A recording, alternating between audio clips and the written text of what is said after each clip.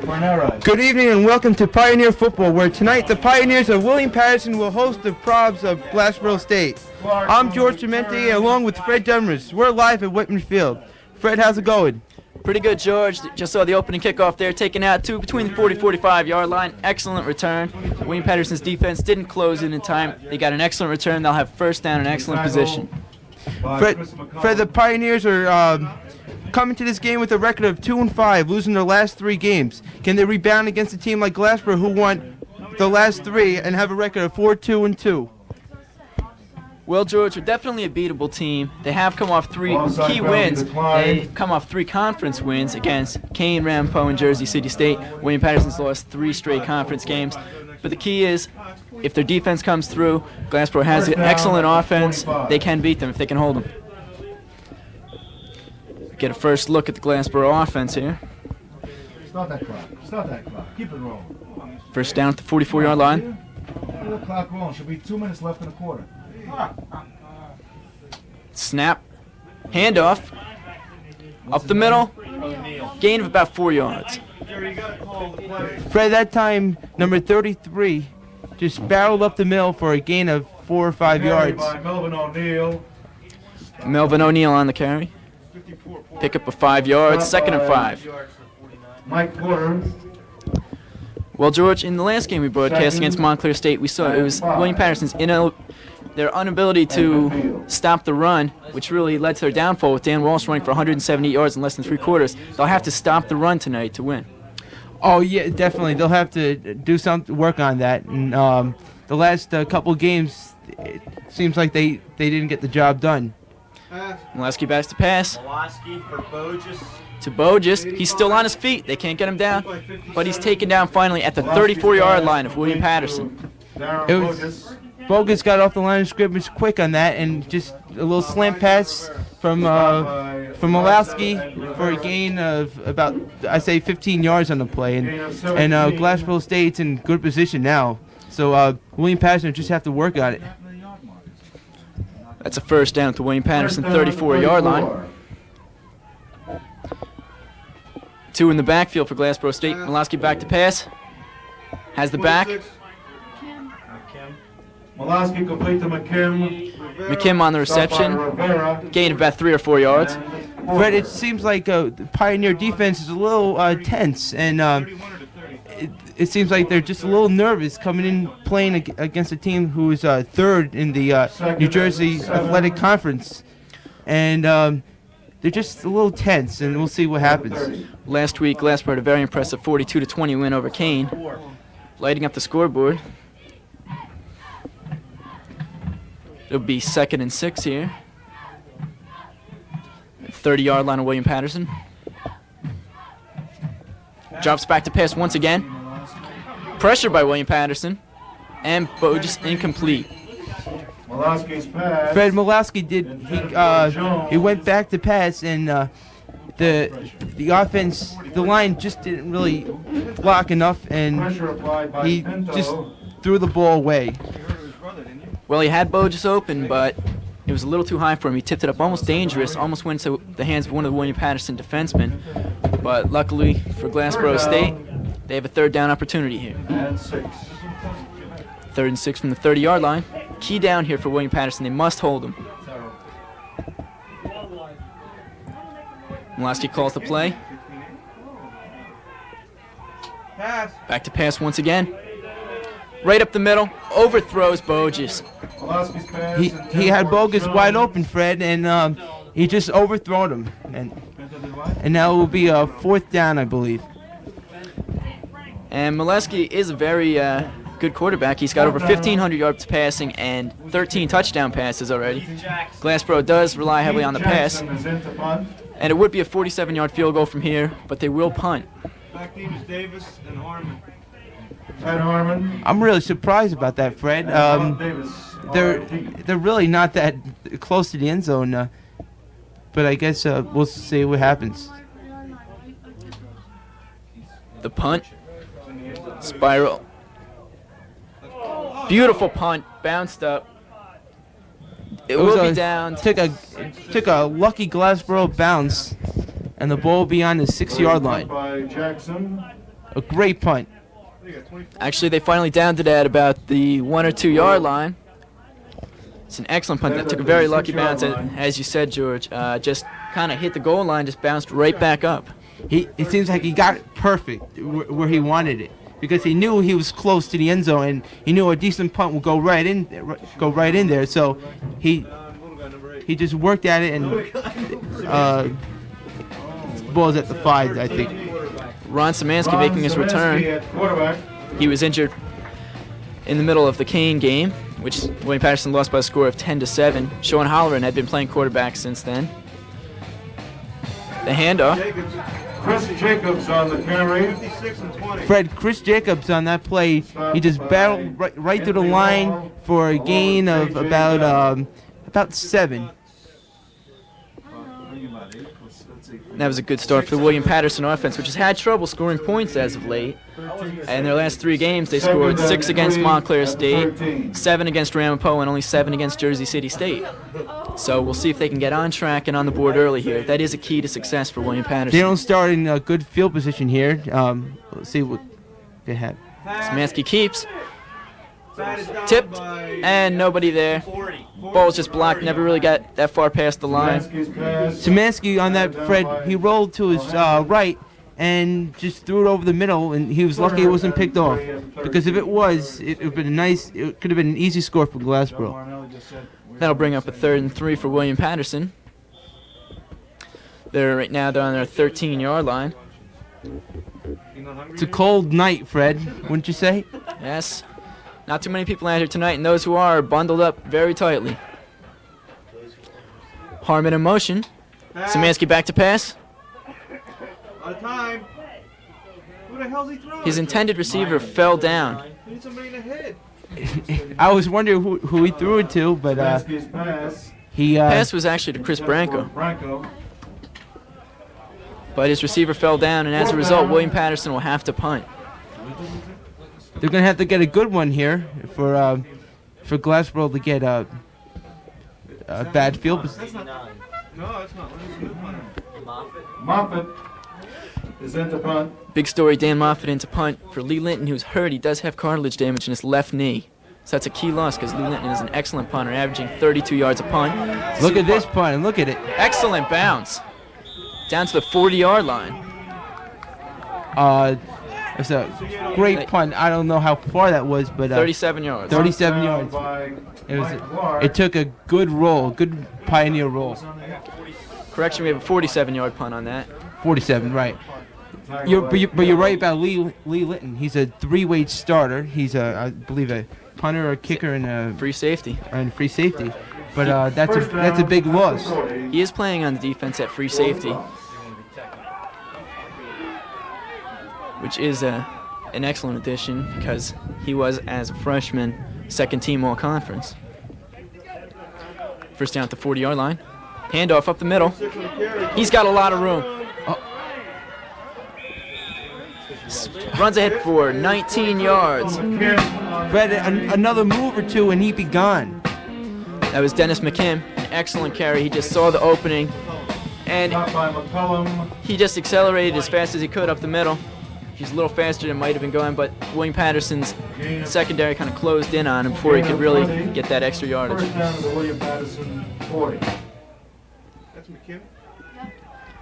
As a result, first down at the William Paterson 40-yard line. Glassboro already penetrating the William Paterson side of the field twice. Milosky pitches back. Nothing doing for Glassboro State on that. Fred, on that, the Pioneer defense was fired up, and they weren't going to take it anymore, and he didn't gain anything. The pitch went to Melvin O'Neill, and he got no yardage on that. It'll be 2nd and 10. Defense really tightened up on that and really got the forward pressure through the offensive line of Glassboro, and that's what they have to do today to win.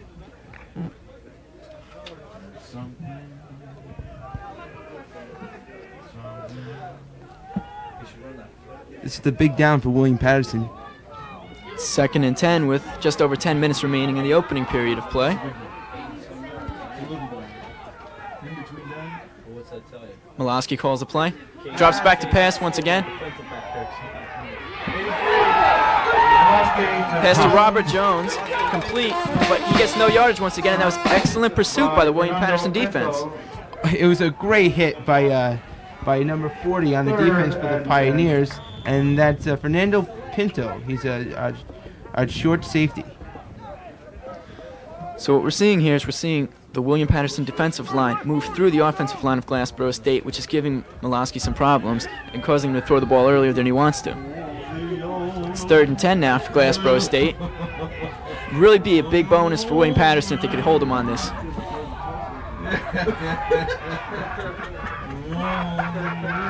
Hand up the middle. McKim doesn't find a whole lot, gets about 2 or 3 yards, and Glassboro State will have to punt. Great play by the Pioneer defense, and they didn't get anything on the yard. They got like 3 yards and it'd be 4th down. The defense seems fired up, Fred. Well, Dennis McKim found the opening on that for a 20-yard gain a couple plays before. But William Paterson just zoned in on that and caught him on that on the draw on 3rd and 10. Pat Harmon and Rob Davis. Punt this is going to be.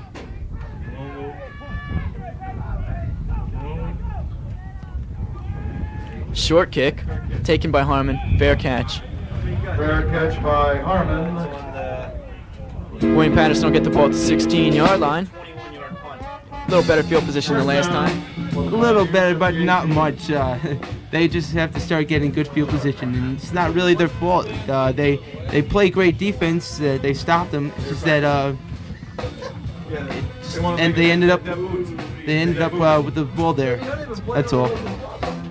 See if Ron Szymanski can move the Pioneers' offense now. Snodgrasses and syncopus. Seems like there's a little mix-up in the Pioneer offense. I think it's Jacobs. Excellent run there by the Pioneers. Chris Jacobs carrying for 11 yards on the play. First down. Fred, I counted about 3 guys on the Prov's defense that had to take him down. He's that strong. He just barreled through for about 9 yards. Well, Chris Jacobs is a senior here and playing in his final home game of his football career here, so I guess he, like the other seniors on the team, really wants to come out and have a great showing in his final game. Yeah, and looks like this crowd today is there's really nobody here, but 2 seats. And a first down as you see the measurement. It's a big lift for William Paterson. They're kind of getting out of the crowded area by the end zone. If they can put a couple first downs together here, it'd be great for a drive. They're moving the ball out, looks like, to the midfield, and they could just keep this drive alive. Handoff to Minor. Nothing too much for him there. No, Fred. There really wasn't that much room for him to go, and the Prov's defense just jumped all over him for. I guess he gained about 2 yards on the play. 2nd and 8. 2nd down and 8 for the William Paterson Pioneers, at about the 29, 30-yard line. Is the quarter over yet, John? 8 minutes. Branco and Hool in motion. Switch positions. That's right. Gee, gotta have a trigger finger there. Szymanski keeps the ball. 68's got a lot of pressure. Szymanski is. And a face mask, obvious face mask on that. That's got to be a 15-yarder. There was no intent to tackle on that. Just grabbed his face mask. Fred, even a blind man could have saw that. It was so obvious. But and we're gonna have a replay of this as the officials talk it over. You see Szymanski rolling out. I guess you don't see it. There he's rolling out, and there you see obvious face mask. Szymanski got yanked down. Right in front of the Pioneer bench and in front of the. That's a key penalty there. 15-yarder gives William Paterson excellent field position. Brings that all the way past the 45-yard line. Yeah, like I said before, they just had to keep this drive alive just for some confidence and just to start something. And they have it at midfield, looks like. 44-yard line to be exact. Last time, George, we broadcast the game was against Montclair State, and Montclair State had a number of key penalties that William Paterson could have taken advantage of, but they didn't. We'll see if they can do that tonight. Yeah, we'll look out for that. Hand up to Jacobs. 1-yard gain as he's tackled by numerous players. Matt Daly. There, Jacobs couldn't get anything, and he just ran into a lot of Prob's defense. And he did gain a yard on that, I believe. Got up just past the 45-yard line.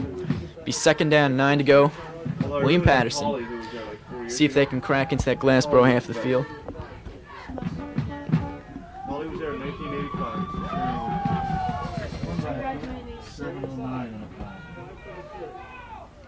It's a big down for William Paterson. Minor comes around. Szymanski keeps it. It's complete to Hool. Tom Hool. He should have a 1st down. Actually, he does. He's a couple yards past the marker there. It's up inside Glassboro State territory. Fred, that time, Tom Hool just got free from the Probs defense and just caught a little down and out pass for about 10 yards. And that gives William Paterson a 1st down at the 44-yard line of Glassboro State. This has been a very good drive so far for William Paterson. They started at their own 16-yard line. They're trying to show the Probs something that they're not going to take it from anybody, from the 3rd team in the conference. Up the middle to Harmon, and he gets about a yard or 2. Fred, on that play, Tim Harmon, Mike, Pat Harmon. Pat Harmon couldn't get anything on that, and it's just a result of a good Glassboro State defense. There's Pat Harmon playing in his final game here as he's a senior at William Paterson. His final home game. We hope he has a good one. Will be 2nd and 8 for William Patterson. 2-yard pickup by Harmon on the previous play.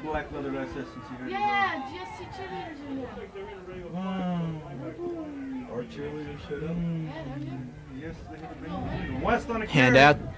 West taken down by 37. Nice 6-yard gain there by William Paterson. Mark West carried. Yeah, that's Mark West was on the carry, and he just ran around the outside for about 5 yards.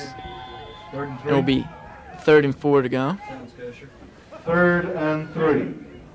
What yard line? What yard line are we calling it?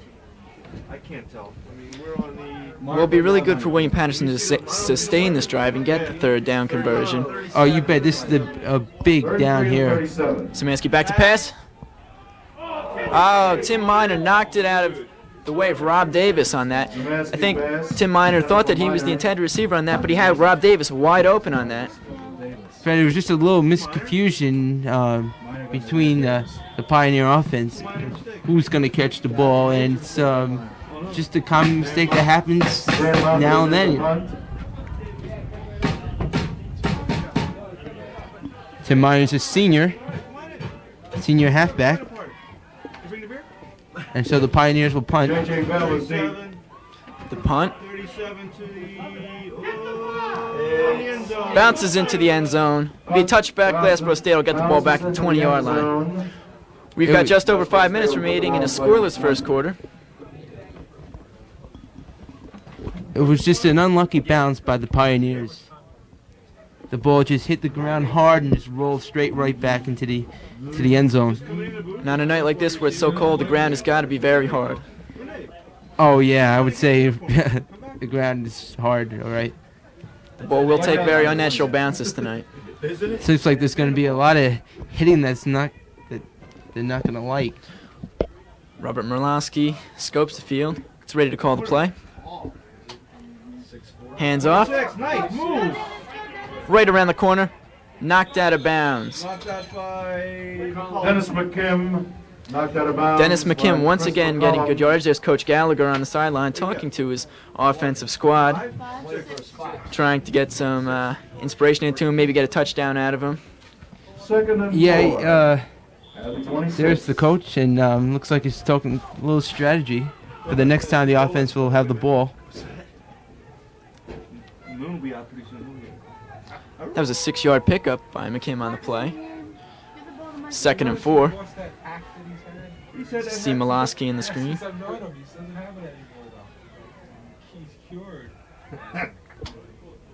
Pitch back. Number 2. Clark's trying to No rooting in the press Breaks it box. around the corner.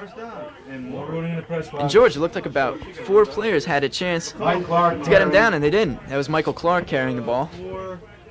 Yeah, you're right, Fred. On that play, the Pioneers had all the opportunities to knock him out or knock him out of bounds, and they just fell shy.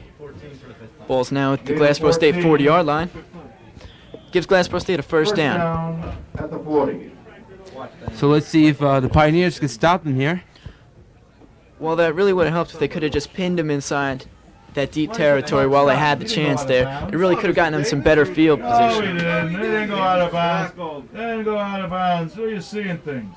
There you see, number 10, Lee Out Linton. loud. Number 2. again. We'll be here till Nothing. midnight. No gain.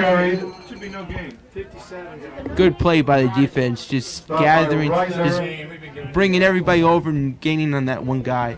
Good play. That'll make it 2nd and 10.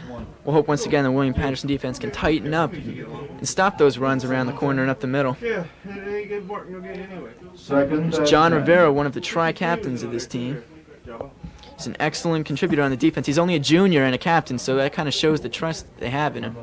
Oh, you're right. William Paterson has a young team that they should be contenders next couple of years.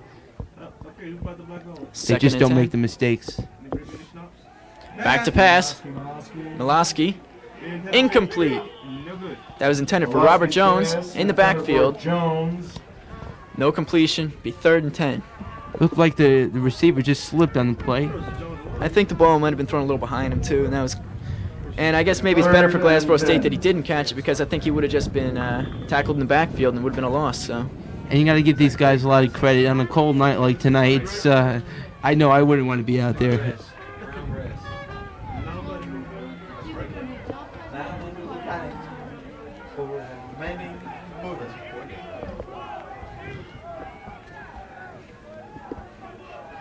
Third and 10. Big play for the Pioneer defense. Miloski back to pass once again. Good pressure. Grassi on the pressure. Just throws it up for grabs. Picked off by Lee Linton. Intercepted by William Paterson. Up to the inside Glassboro State territory. Inside the 50-yard line. What a turnaround for William Paterson. And Fred, that was all caused by number 74, Joe Gracie, on the Pioneer defense. Here you can see on the replay, he was all over him. And Miloski just threw it up into Pioneer hands, and the result was an interception. A great play on the Pioneer defense. So now let's see what the Pioneers could do. How many yards you give him? 10. The 49-yard line of Glassboro State. William Paterson will take over. The handoff. For 22 yards? Jacobs gets about a yard. That time Jacobs had nowhere to go, Fred, and he just stopped cold.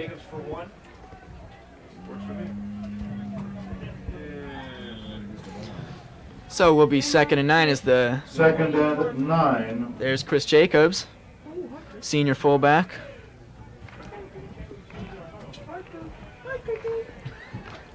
Three and a half minutes remaining in the opening quarter, and a scoreless quarter, I might add. Pitch to Harmon. Doesn't get a whole lot there either. No, on that play, Fred, he didn't really get anything and just was forced out of bounds. And he might have gained about a yard or two, it looks like. About 2 or 3 yards. That'll make it about 3rd and 7. So a 2-yard pickup for Pat Harmon on the pitch from Szymanski. And so, Fred, this is another big play for the Pioneer offense to see what they could do. See, they really have to convert this. They got the turnover, which is really what they needed. They got to convert on it now. Minor. Oh, somebody shot 56. Minor gains a yard. I really don't like that call, George. It's 3rd and pretty good yardage there, 7 yards to go. And they're still running the ball. They got to put it up in the air sometime. Yeah, but you got to give credit to number 56, Anthony Hall. He's an inside linebacker on the Prov's defense. He just got out there and made the play. Good play by number 56. So as a result, Dan Moffitt into punt, and William Paterson can't capitalize on the turnover by Glassboro State. The punt looks like a lousy. might get a good bounce though. Favorable William Paterson bounce. Not a very good punt. He did get a little roll there, but overall not that good. 29-yard punt by Moffitt. That, however, will pin Glassboro State back in their own end.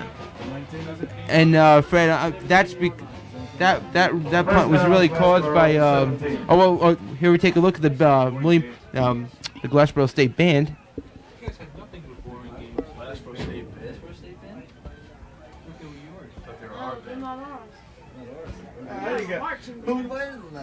and 10 at the 16-yard line for Glassboro State. Pitch back. Number 2, turn. Breaks a number of tackles. Shoelace tackle on that by William Paterson. That was Michael Clark on the carry. It was a good run, and just another step or two, he could have been gone. But it was a good run. And Fred, I just had a correction. That's not the Glassboro State band. There was just some dedicated fans playing and rooting for their team. Which team, I don't know, but. First down. That was first down by Glassboro State. Brings it out just past the 25-yard line.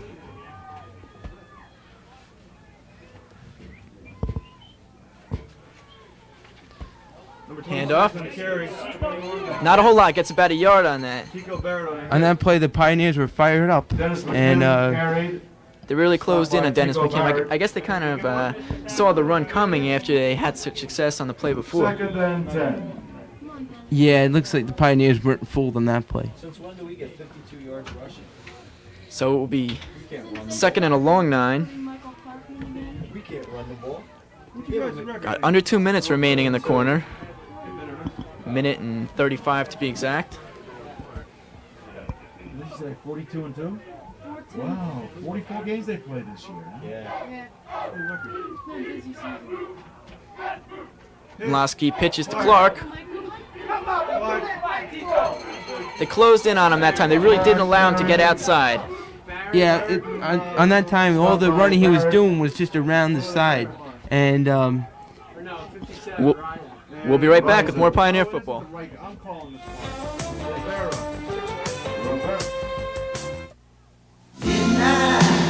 Didn't I try to tell you?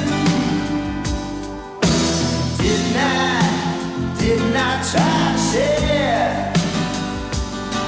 When the rain came, well, you went away. This year, 5,000 of our children will take their own lives. One way to prevent suicide is listening. Are you?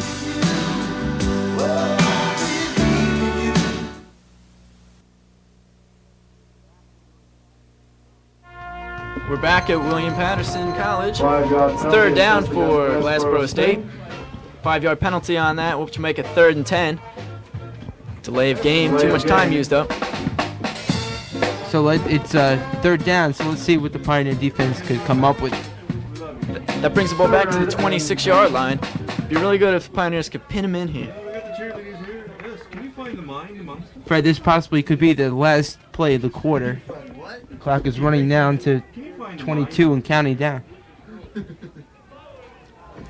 Well, unless there's an incomplete pass, most likely will be. Our cheerleaders stand there. They don't know what to do. Milowski back to pass. Nice pass, just overthrown to the outstretched hands of his receiver. That was Guy White out on the flanker. It was a good play.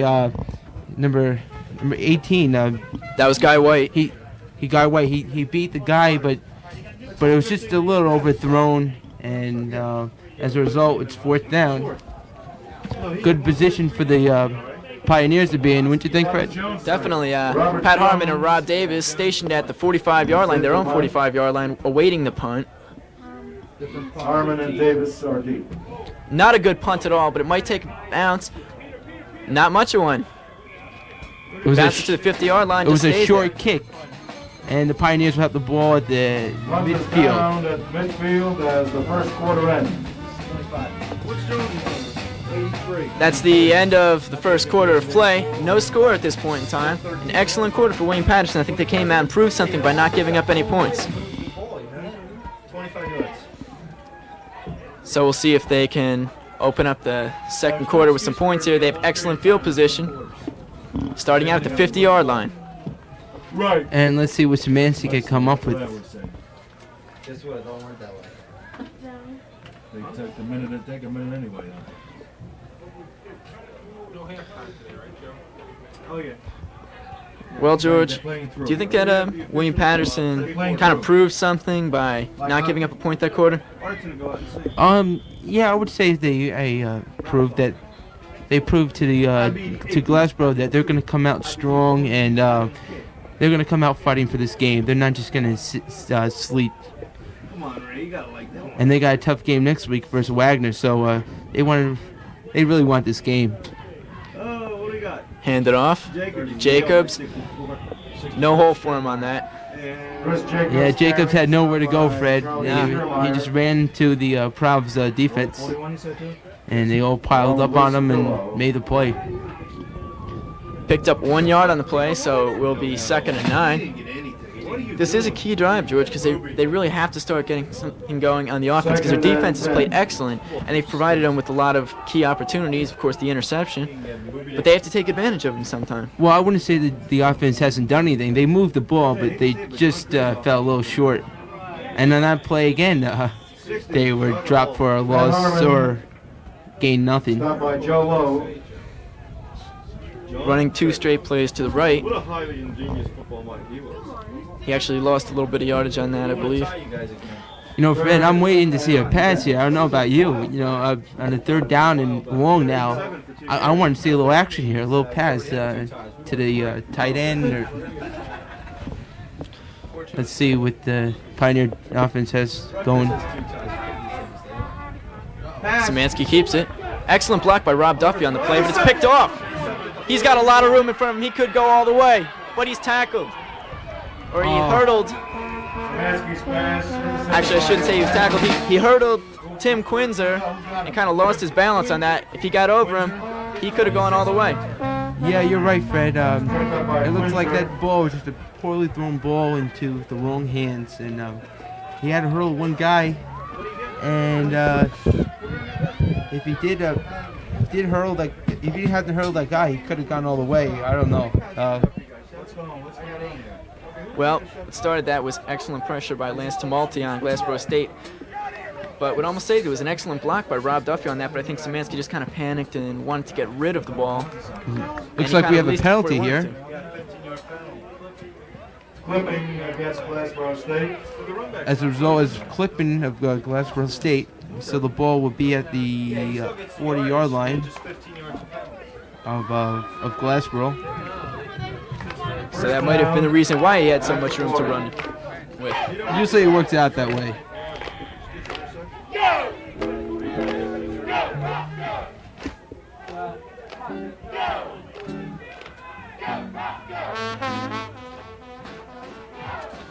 Pitch, 30-33. O'Neal carried. That just a pitch to O'Neal. Goes outside to the right, picks up a couple yards. Good play by the Pioneer defense, Fred. They all just gather up and threw the guy to the ground. He had nowhere to go. Make it 2nd and 7. Pioneers are playing great defense. Stopping the clock for. Come on, Mr. Davis, he didn't go out of bounds. I believe they stopped the clock. Oh. There, he went out of bounds on that, so of course, out of bounds. Clock does stop. Be 2nd and 7 for Glassboro State. Their own 43-yard line. Lasky back to pass. Just over the defense. Got a flag on that, but he's tackled short of the 1st down. Let's find out what that is. It looks like it's going to be against Glassboro, according to the Pioneer defense. And it is. Another penalty on Glassboro State. Negated a 6-yard gain on a pass to Sean Kramer. So, Fred, are we looking at another Montclair game again with all these penalties? Well, hopefully not, because the score's still 0-0. Yeah, well, I didn't mean by the result, but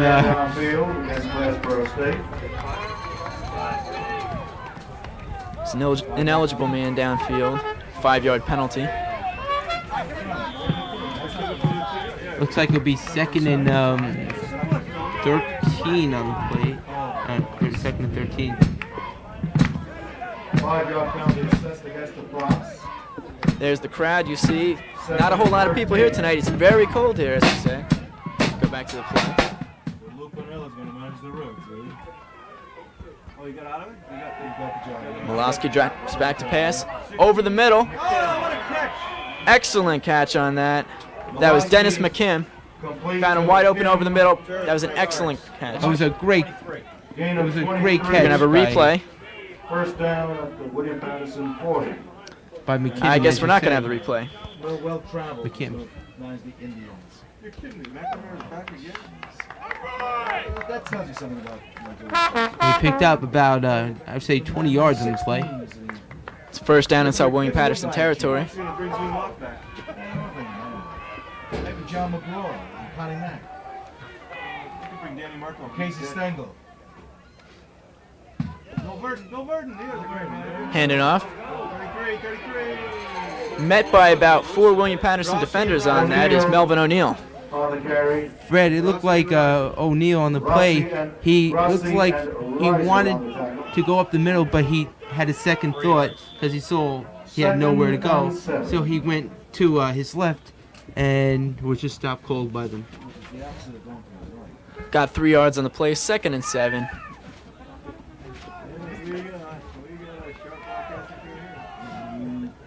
Ball at the 37-yard line of William Paterson. You've gotten this into. You should have more radio guys over here. The spider web on this window here. Maciorowski keeps. Excellent pass. We've got a touchdown on that. Melvin O'Neill over the middle. Just a beautifully thrown pass. Excellent touch on the ball. Fred, it looks like O'Neill just burst out of off the line and just ran straight down the field and just was open and caught the touchdown, as we see it on the replay here. There's the replay. All you got to see was him going in the end zone. An excellent touch pass over the middle, though, by Robert Maciorowski. Makes the score 6-0 with 11:05 remaining in the first half. We'll have the extra point here. Gaetan Leon. Almost blocked, but the kick is good. Makes it 7-0 Glassboro State in the second quarter.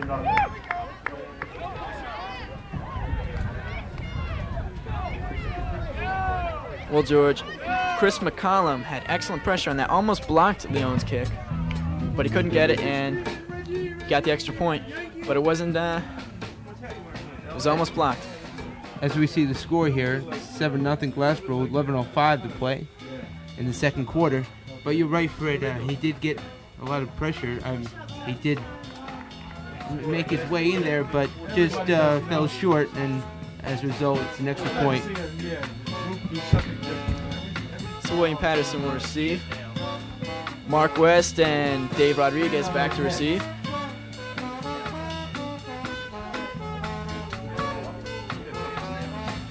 Well, George, it's imperative that William Paterson come back and score on this drive now because they really can't afford to fall behind like they did in Montclair and in Ramapo and games like that. They really can't allow themselves to be taken out of the game early. No, you're right, Fred. They just have to come back and battle themselves into this game and just get something started on the score, field goal, anything, just to get some confidence. They've played an excellent game as of right now. They just don't have any points to show for it. No, you're right. Their offense was moving back and forth, but just fell short. Oh, did you see into that West's one? hands. He runs into his own man, Get out of my way. Get out of my way. but he actually turns it into a pretty nice run back. Up past the 20. You know, Fred, on those plays, usually when they start fumbling or they make a wrong move, it usually ends up in the run back. So I don't know. As we see the cheerleaders here, Prof cheerleaders celebrating a touchdown. I think that's William. Yeah, that's William Paterson.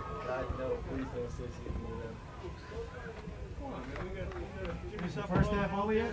So it'll be 1st and 10 for William Paterson around the 23-yard line. Pass. Szymanski keeps, throws to Minor. Szymanski complete to Minor.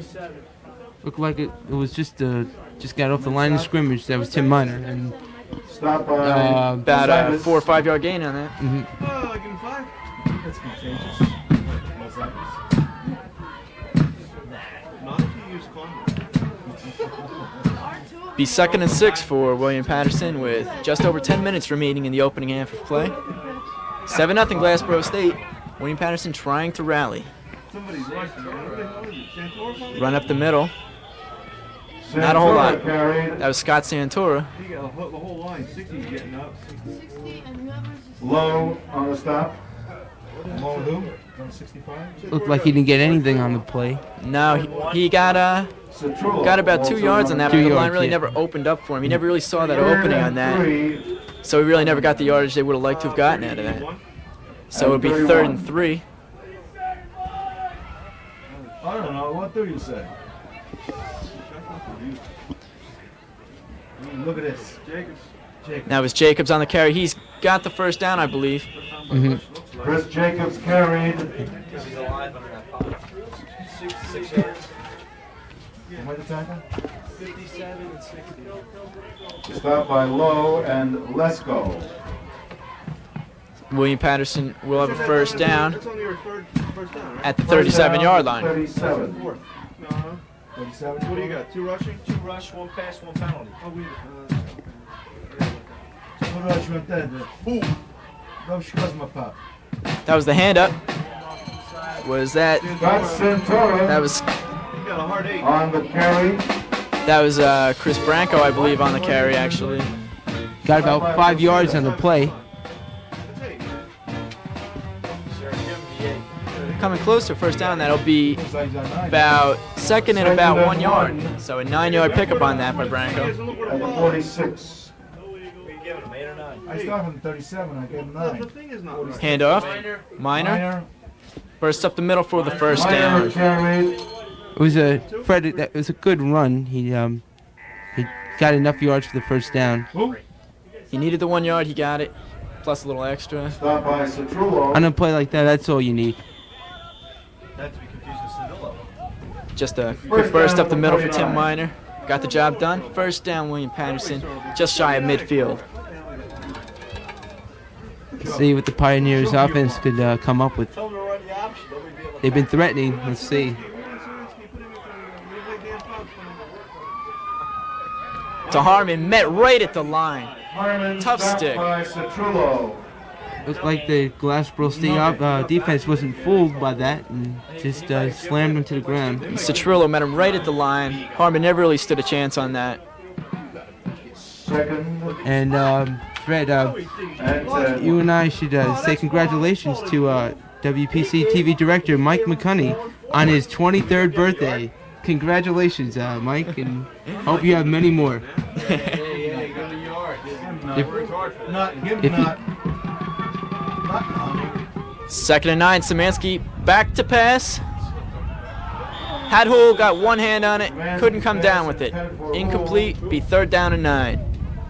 On that, it was just an overthrown pass, Fred. And plus the fact I think Hull mistimed his jump on that. Attention, please. Everybody saying Pete Dolak. We'll be happy there, Joe. Please squash him. Steelers won the dream vote. And George, I don't know if you've been noticing, but I have seen Sean Holleran warming up on the sideline last minute or so. Yeah, it looks like he's just warming up, and I don't know if he's gonna play or not, but he might end up. Szymanski on 3rd and 9. Well underthrown. Pass intended for Tom Hull. It wasn't a great pass by Szymanski. He kind of bounced it in there. Be 4th and 9. William Paterson will punt again. Dan Moffitt getting his 4th chance of the game. Moffitt is in to punt. 5 first down?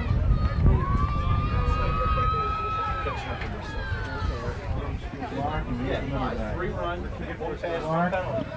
The middle guy. The punt. 3 players back for Glassboro. Calls a fair catch. He's fumbled. William Paterson looks like they may have it. They're calling it. William Paterson ball. Excellent turnaround. What a lucky break for the Pioneers on that. As you can see here on the replay. Well, anyway, it looked like on the play he just he called for a fair catch and just dropped the ball in front of everybody. First down at 32. It was covered by the Pioneers. Let's see what they could do this time. They'll take the ball at the 33-yard line of Glassboro State. They've really got to tie the game up now. The down marker still says 4th down, though. Hands it up the middle once again. Fred, you're right. They have to get something here, at least a field goal or anything, just to say we got some points on the board and we're back. We'll be back in this game. Jacobs carried. Who made the tackle? 57. Jacobs carried forward on that for about a yard or 2. Westerby. Giving him 1. Yeah, give him 2nd and 9. 2nd and 9. Ball at the 31-yard line. Ron Szymanski hands off. West.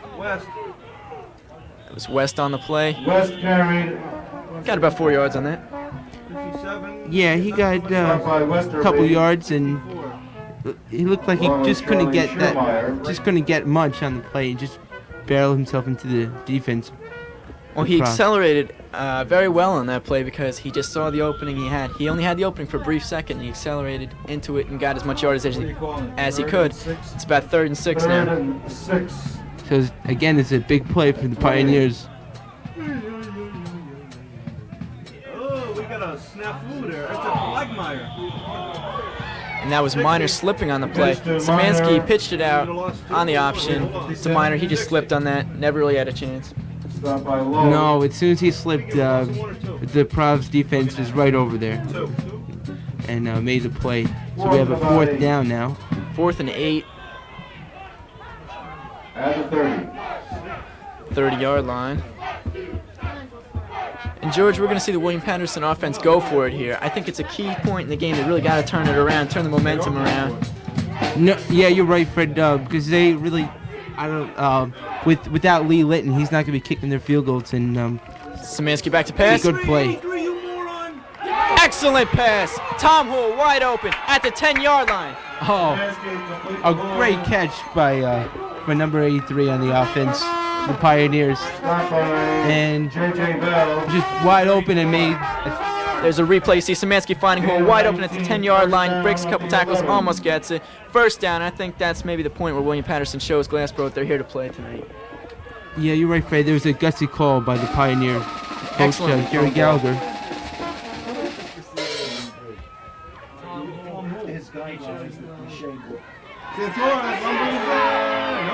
Carried very close to the end zone, about the 2-yard line. That was Scott Santora. He's closer to a 1st down than to the end zone. The ball was marked. He has to get to, I believe, the 2-yard line, and he's at the 3 now. So it's about 2nd and 1. 2nd about 1. You got him at the 2. At the 2. Let's see if the Pioneers can get it in, Fred.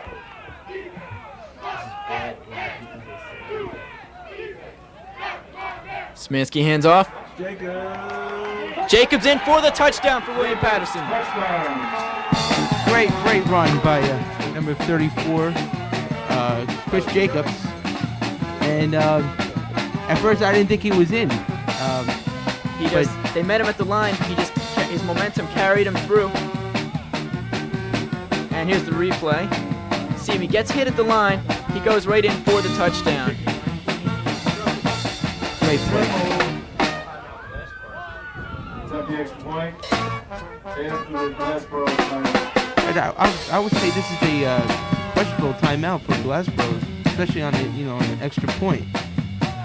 Well, you've got to be thinking, George, that without Lee Linton's services tonight on the kicking point of view, they might be going for the 2-point conversion. Mm-hmm. And Fred, the coaches for tonight are for William Paterson is Gerry Gallagher in his first season, and for Glassboro in his second season you have John Bunning, who was drafted by the Philadelphia Eagles in the 10th round of the 1972 draft. He played there for 11 years, and he's in his second season, and he has a record of 9-7-2 total. No. Valentine Blast? No. Wait a minute. Well, we have 4:22 remaining in the opening half. The score 7-6. We're waiting upon the extra point for William Paterson. Okay, Fred, we'll be right back after these messages.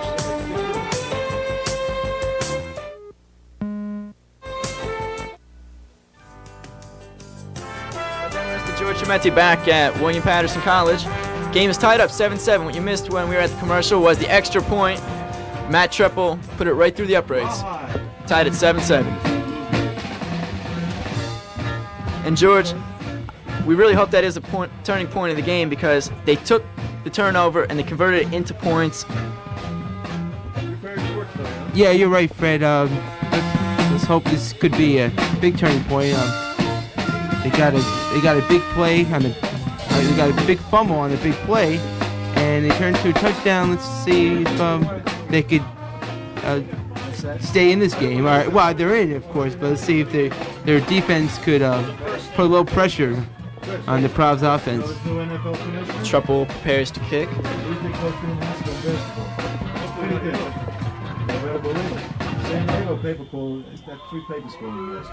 Well, George, you really got to also compliment the gutsy call by Coach Gallagher on that 4th and 8. Ron Szymanski drilling the ball and setting up the touchdown.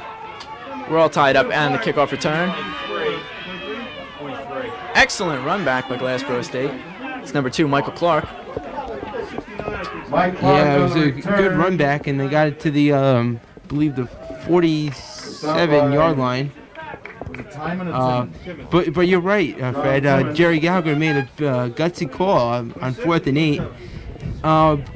But it was a good call because they really weren't going anywhere. They were like, I don't know if they would have made the field goal with Lee Litton out.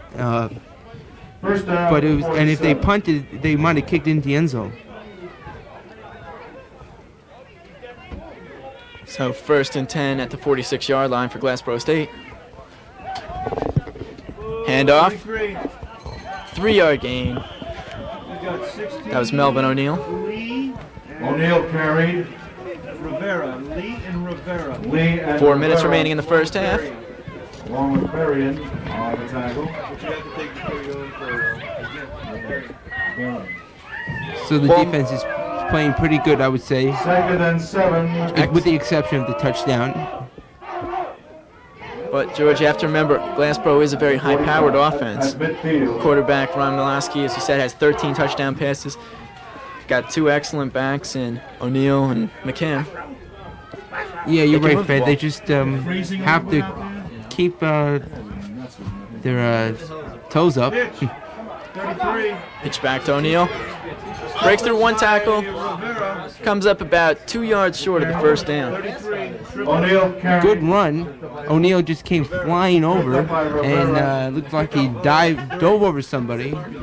And he just short about 3 yards. It'd be like 3rd and 3. There's some fans at William Paterson. The Pioneer faithful. For a night like this and with the record that the Pioneers have, they would have to be faithful. 3rd and 3. It'd be a big boost here for William Paterson if they could hold him here and maybe get the ball back and take the lead. The handoff. They held him. Didn't let him get outside. Excellent defense. Fred, the Pioneers were fired up that time, and they just stopped him. And there's a chance that they could score again in this quarter. Well, that was Sean Kramer getting the handoff. Never really got outside on that. They just met him cold about the line. He dragged him maybe a yard, but they didn't give up. They held him 2 yards short of the first down.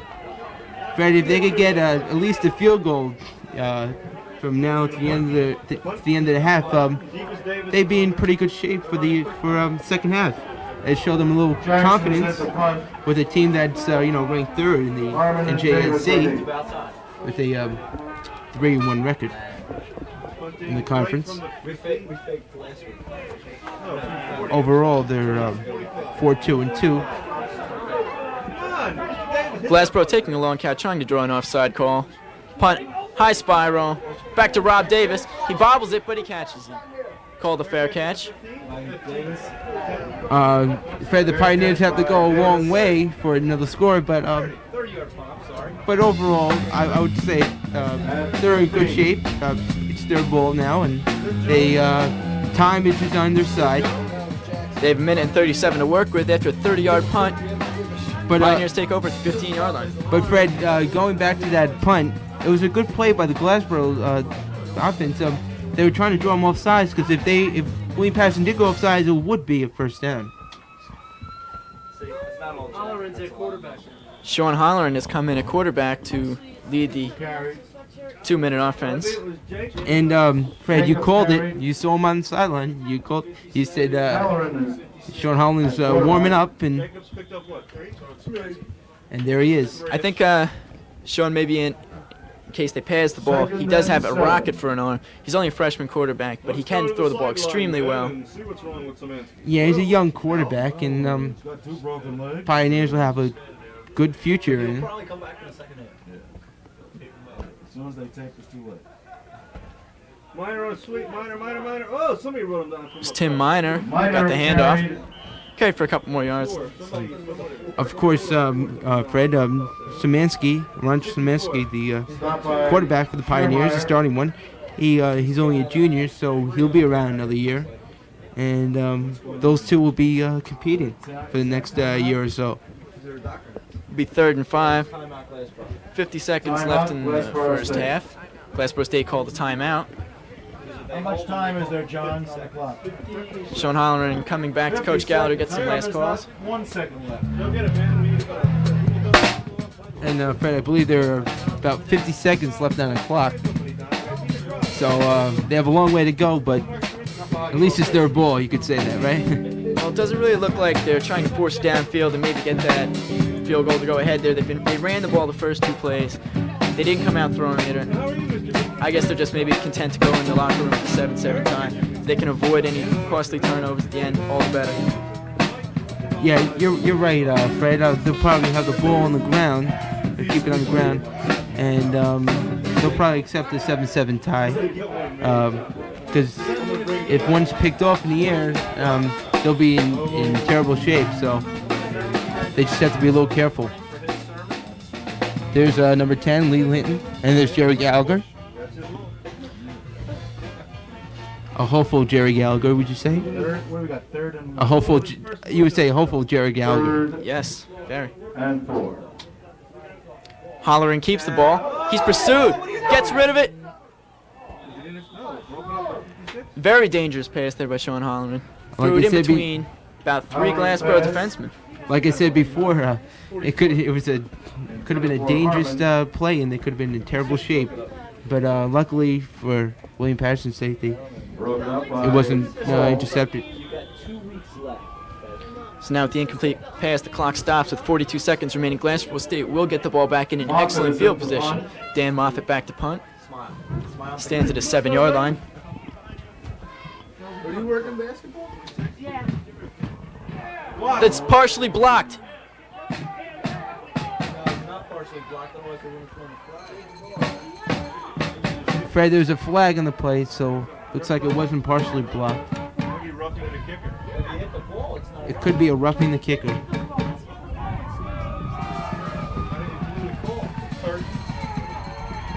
Personal foul. But it looked like the ball was blocked on that play, would you say? Personal foul. And it's going to be Roughing the kicker on the defense. Yard penalty. And the Pioneers are in pretty good shape. That was a roughing the kicker call, George, I believe. Be a 15-yard personal foul and an automatic first down for William Paterson. So all they have to do is get a few 15-yard passes, and they'll be in good shape. And there's 32 seconds left on the clock. with the score tied at 7 in the second quarter. You don't look happy about something either.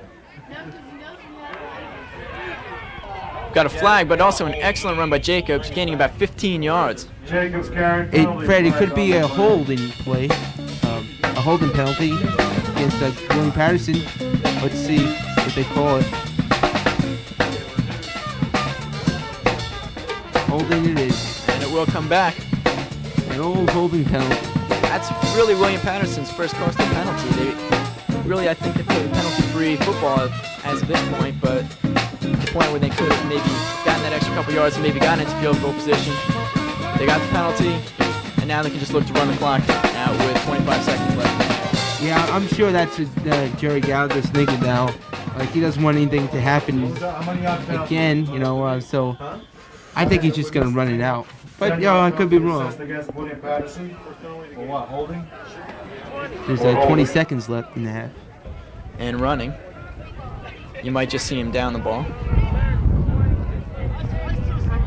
Sean Holleran keeps the ball himself. Can't get around the corner.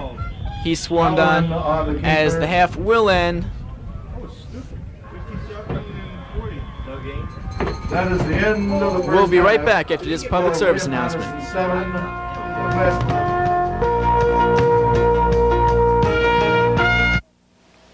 You might think people with the AIDS virus look sick, but most don't. It can be years before the symptoms show up. So if you have sex, don't take any more chances than you have to. Use a condom, because you can get AIDS from someone who looks perfectly healthy. That's how I got it.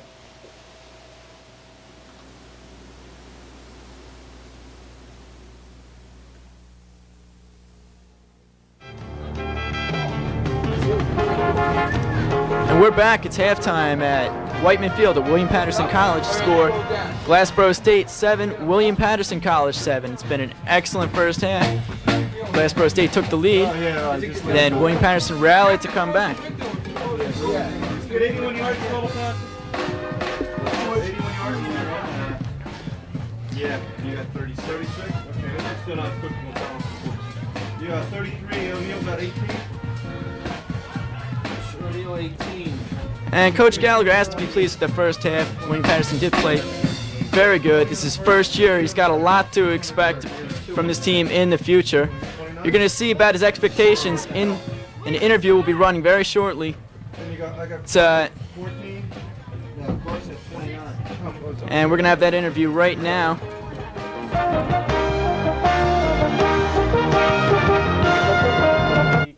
Against Glassboro, Scott Santora scored with 46 seconds left to go in the half. Seemed to have the momentum going into the second half, but we were outscored by 21-0. What happened? I wish I had the answer for it. It seems like every week I tell you that. I wish I had the answer for you. We definitely talked about it at halftime, that we had to come out fired up, treat the score as though it were 0-0, and sure enough, we came out the second half and they put a nice drive together against us and scored the first touchdown. The second touchdown and third touchdown in the fourth quarter were a direct result of turnovers by our offense. You know, they had a 27-yard drive and a 40-yard drive for the second and third touchdowns. So our offense had something to do with that. Do you feel it would have been more beneficial if we had the ball back? Well, I'd like to have the ball kicked off to us both halves, but you have to make a decision at the beginning of the game. And this particular week, we said we wanted the ball first in the first half if we won the toss, and you know that's the way it goes. Another, what seems to be the main point of our season, is injuries. And this week you said we had a lot more, including your starting defensive end, Frank Hammer. What type of injury did he have? Frank has a thigh bruise. He was out Monday and Tuesday. Practiced a little bit today and seems to be getting a little bit better. We're hoping that we're going to have him for Friday night. He's been a steady player for us all year long. All right, this week you said on the sidelines you had a lot of guys that were just watching practice because of injuries. What are some of the other players that are injured? Yeah, I felt like putting up a hospital tent out at the practice field on Monday. It was amazing, the players that were on the sideline. Lee Linton was banged up with a bad knee. Pat Harmon's got a hip pointer right now. Brian O'Connell has a cold, and sore lower back. Jose Rodriguez had a nice game for us last week at nose guard's got a bad back, so we're banged up and bruised up, but we've had a good week of practice, and our guys seem enthused about playing this Friday night. Okay, our offense, like the Jets, it seemed to be in a slump right now. As a coach, what do you do to try to motivate the players to get them out of the slump? Kevin, you can compare us to anybody, but don't compare us to the Jets offense. You're going to have a lot of people on your back for that one. No, at least we score a touchdown a game. The Jets offense, or the Jets scoring, is coming from their defensive team. All we can do is we show the films every Monday and try and point out the good things and the mistakes that we made, and then go out on the practice field and try and overcome the mistakes that you make, and just keep going along from there. It's the first year most of our players have run this offense, and I guess we have to be patient with them. But we're in our 8th game of the year now, and you begin to wonder just how much patience you can get from yourself. So.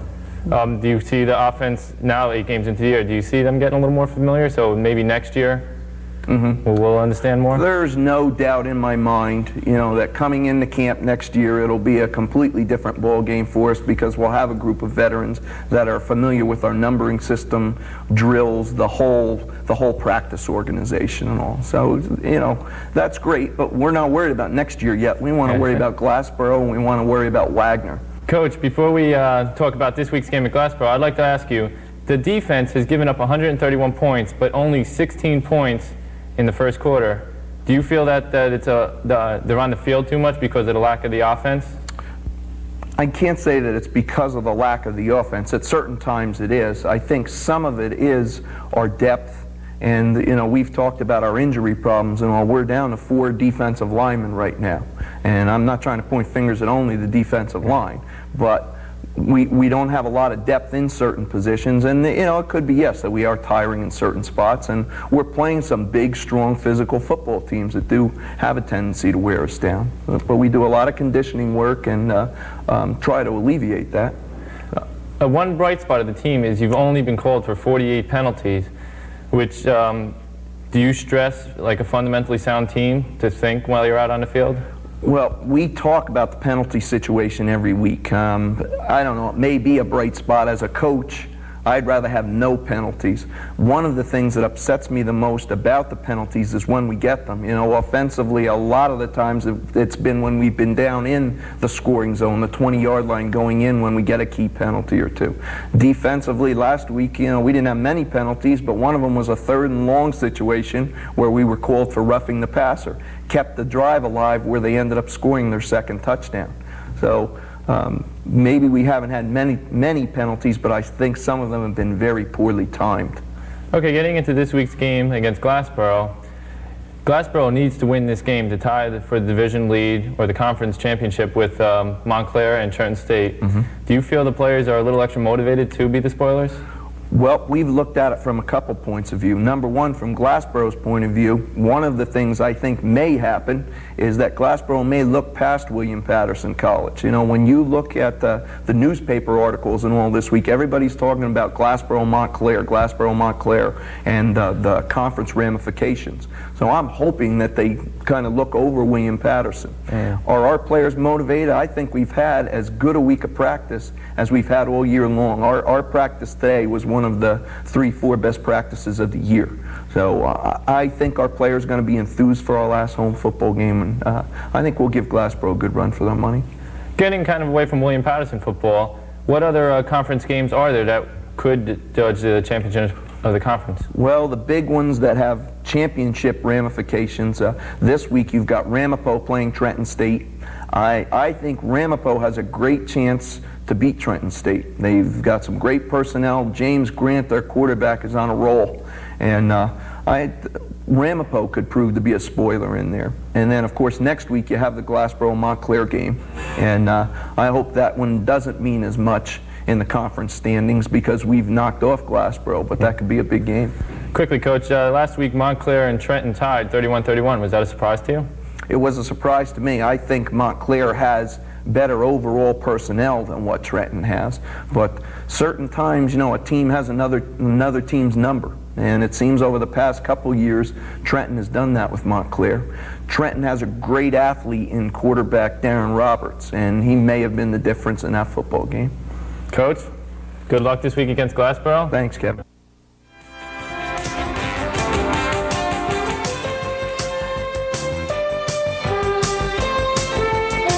Fred Demarest and George Chimenti back at halftime here. William Paterson 7, Glassboro State 7.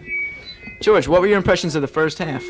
Well, Fred, I thought they played a marvelous game. The defense was outstanding, and they really showed that they really wanted to come out. They really showed that they wanted to come out and play good ball and show them and prove to Glassboro that they're a contender for next year. Well, the key turning point of the first half, as we've said a number of times now, was the fumble recovery on the fair catch call by Glassboro State. William Paterson turned it into 7 points, which got them back into the game and tied it up.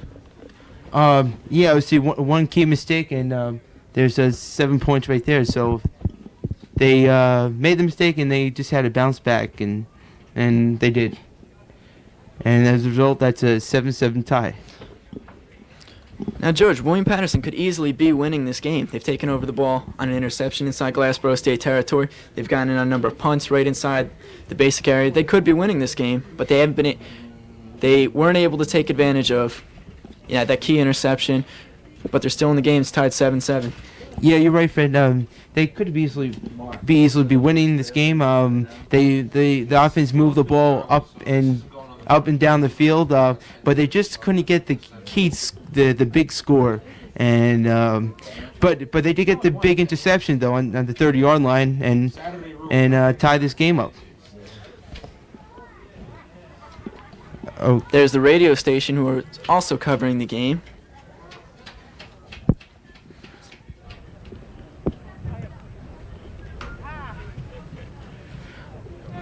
Okay, we'll be right back after this message. Oh, beautiful for spacious skies, for amber waves of grain, for purple mountains, majesties, above the pretty plains. America is burying itself in over 500,000 tons of trash every 24 hours. If you're not recycling, you're throwing it all away.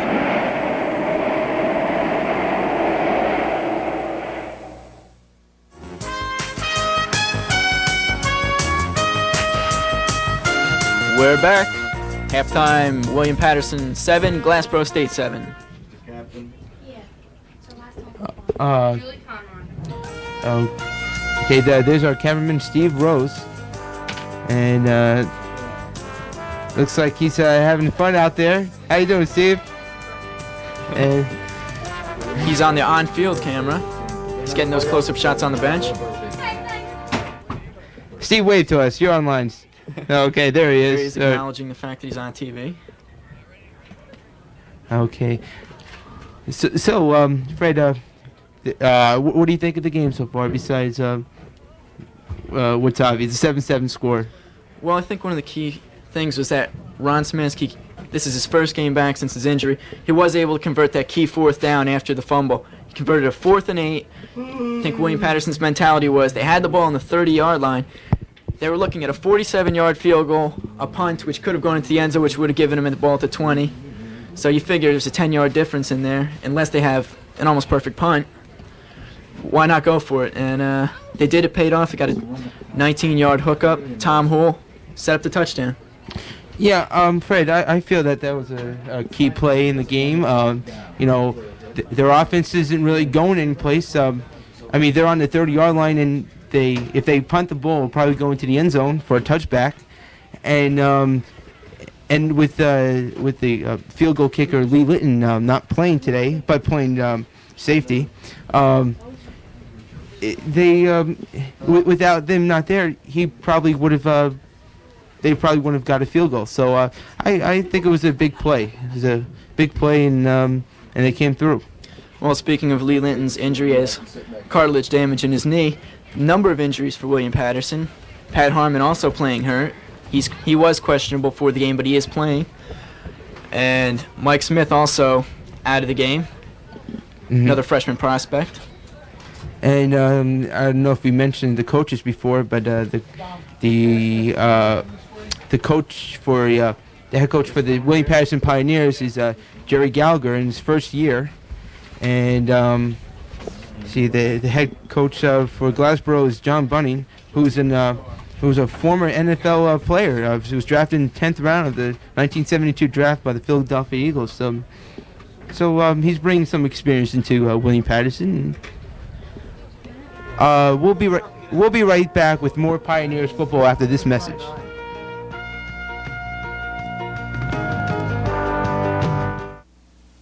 Oh, isn't she special, Bob? Look at those eyes. Congratulations, Bob.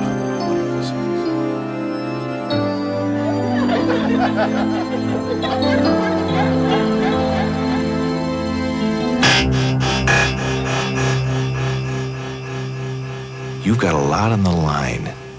Don't blow it with cocaine. For your health, from the American Medical Association.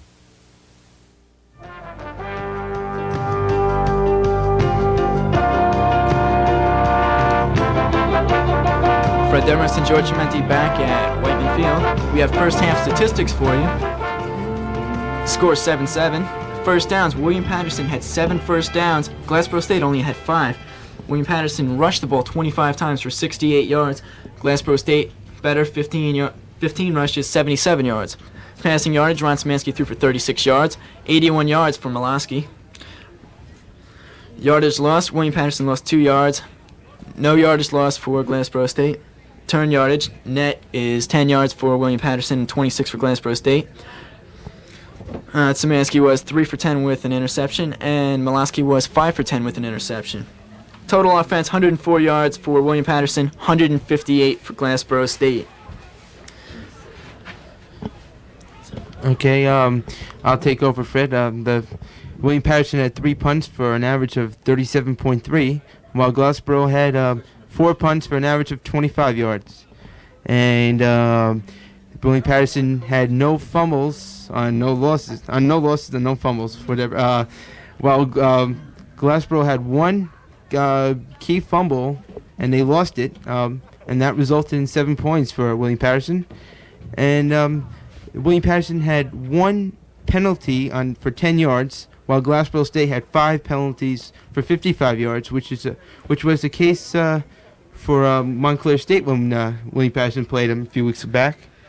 And there's somebody out there who's cold. He's saying the Hounds are number 1. Okay.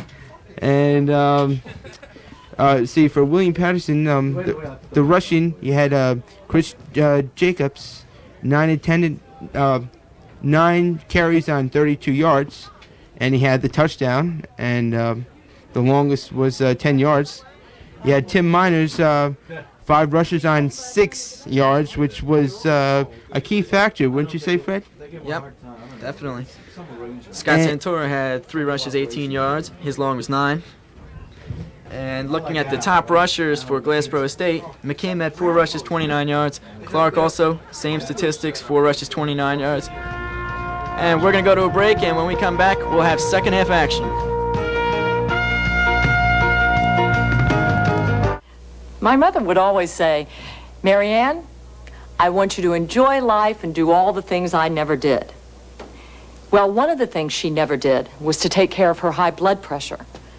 And that's why I take care of mine, so that I can do all the things she never did, like living past 50 to see my children grow up.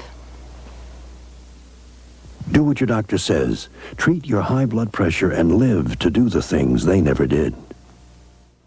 We're back. Second half almost about to begin. William Paterson taking the field. George, if you were Coach Gallagher, what would you say to your team at halftime to get them fired up for the second half?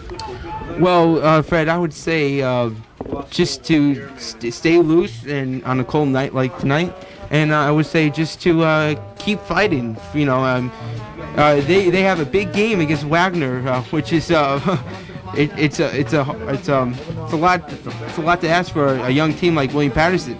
You know, I would just say just to stay loose and just fight back and hopefully you get a win. Well, Coach Gallagher, I hope has his team fired up. We've got a lot to be fired up about. Tied 7-7. They're still in this game. They could win it. Realistically, they could be winning this game. Second half, they'll receive the kick. They've got to come out and have a sustained drive, maybe get a touchdown or a field goal and go on top, and they could win this game. Yeah, and they'll just have to be fighting back, and they're 7-7 tied now, so let's see what happens. Right now, they're a very intense club. Excuse me, the intensity level has been very high in William Paterson. I think they really want to win this one for the seniors who are graduating. It's their last home game. They really want to win this game for them. Yeah, this is the last home opener for William Paterson, and yeah, you're right. You know, a lot of there are a few seniors who would like a victory. You know, just to go out and say we've won. You know, and with the Wagner coming up, you know, they should win this game just to have a lot of confidence, because a team like Wagner, you're going to have a lot of confidence. Even though Wagner's struggling lately with a few losses here and there, there's still going to be a tough team to beat. Before the start of the second half. Well, really, I think they'd also love to win this game as much as any other, because it's a conference game. They're playing a team that's 3-1 in the conference. William Paterson, this is their final conference game. They're 0-5 in the conference. I think they'd really like to knock a top team out of the conference contention, because if Glassboro does win this, they're right up there in the thick of it with Montclair and Trenton. Yeah, and there's nothing more than what William Paterson wants is a victory against this team here, Glassboro. They beat them last year. Glassboro beat them last year in Glassboro, 27-0. So William Paterson has a lot of catching up to do, you know, with the last year's loss. They want some revenge, and let's see if they could do it. We're ready for the second half kickoff. Will be Keith Jackson to kick off for Glassboro State. Weston Rodriguez back. See if William Paterson can take this opening second half kickoff, go in for a score. So William Paterson will get the ball, Fred, and let's see if they could start something. They've been threatening all game, and finally tied up the game in the second quarter. So short kick, which Santora fumbled out of bounds. George, I believe that was the second one he dropped like that. But William Paterson will get the ball about the 21-yard line. Yeah, you're right. That's the second time he fumbled in this game, and well, it was really no loss because it went out of bounds. So they'll start fresh at the 21-yard line, I think. Which call 21. First down, 21. Ron Szymanski back in at quarterback for William Paterson. Handed up the middle. That was Jacobs. Jacobs carried. About a 3-4 yard pickup. Looks like he just ran up the middle and just got what he could get. Second and 6. Well, Szymanski handed off very quickly and kind of looked like he was keeping the ball running around with Pat Harmon trailing. Meanwhile, Jacobs already had the ball picked up 4 yards. Second and 6. You know, going back to the quarterback situation, I think that Ron Szymanski just wanted a little break. So there came Sean Halder in his first year, freshman, and now he's back. Minor didn't get anything, did he? Did he get one? And Minor stopped at the line of scrimmage. Be 3rd and 6 for William Paterson. This is the big down for the Pioneers offense, and let's see if they could do something here. I'm looking for a pass on 3rd down. You know, I haven't seen the whole game. Szymanski keeps, pitches out to Harmon. There was a flag on the play, but there was just nothing for him there. I mean, he was just met right at the point where he got the ball. He's dropped for a loss. There was nothing there. Nobody. There was no place for him to go, and he just got just slaughtered by the Prov's defense. And sometimes when you pitch a ball back, sometimes the defense could get in the way and run it back. So he's just lucky that didn't happen. Also, George, when you're pitching the ball, you really don't have as much of a tendency to look at some of the guys who are right there on the guy you're pitching it to. So Harmon was just met at the point where he got the ball. Big loss. Just had no chance. Moffitt back to punt. High snap.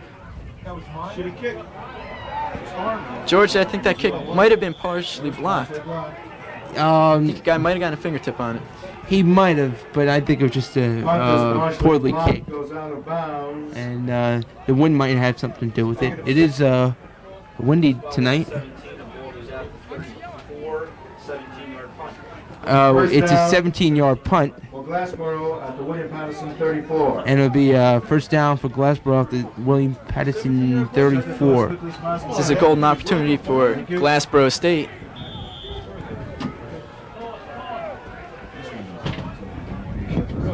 There's Coach Gallagher gathering the offense. Can't be too happy with that last drive. No, you can't, especially coming out of the locker room and starting something. And, Bogus overthrown. He passed, intended for Bogus, excuse me, overthrown by Miloski. He had him open on that for a second, but he just overthrew it.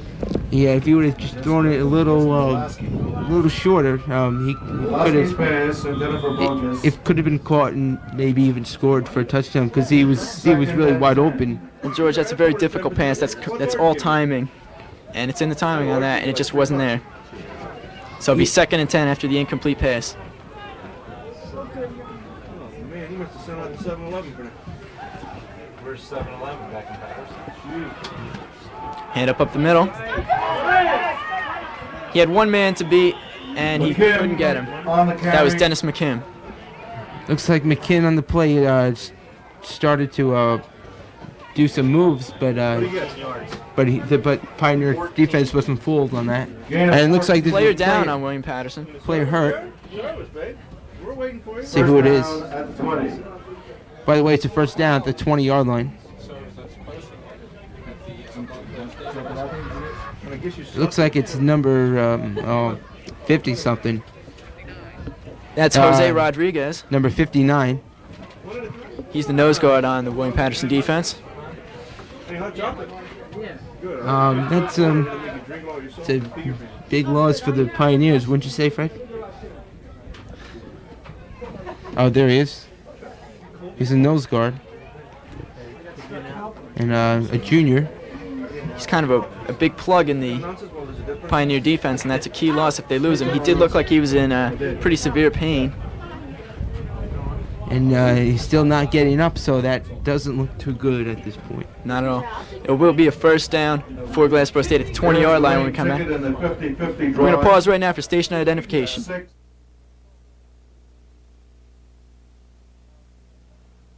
661-727. We're back. Rodriguez still down on the field.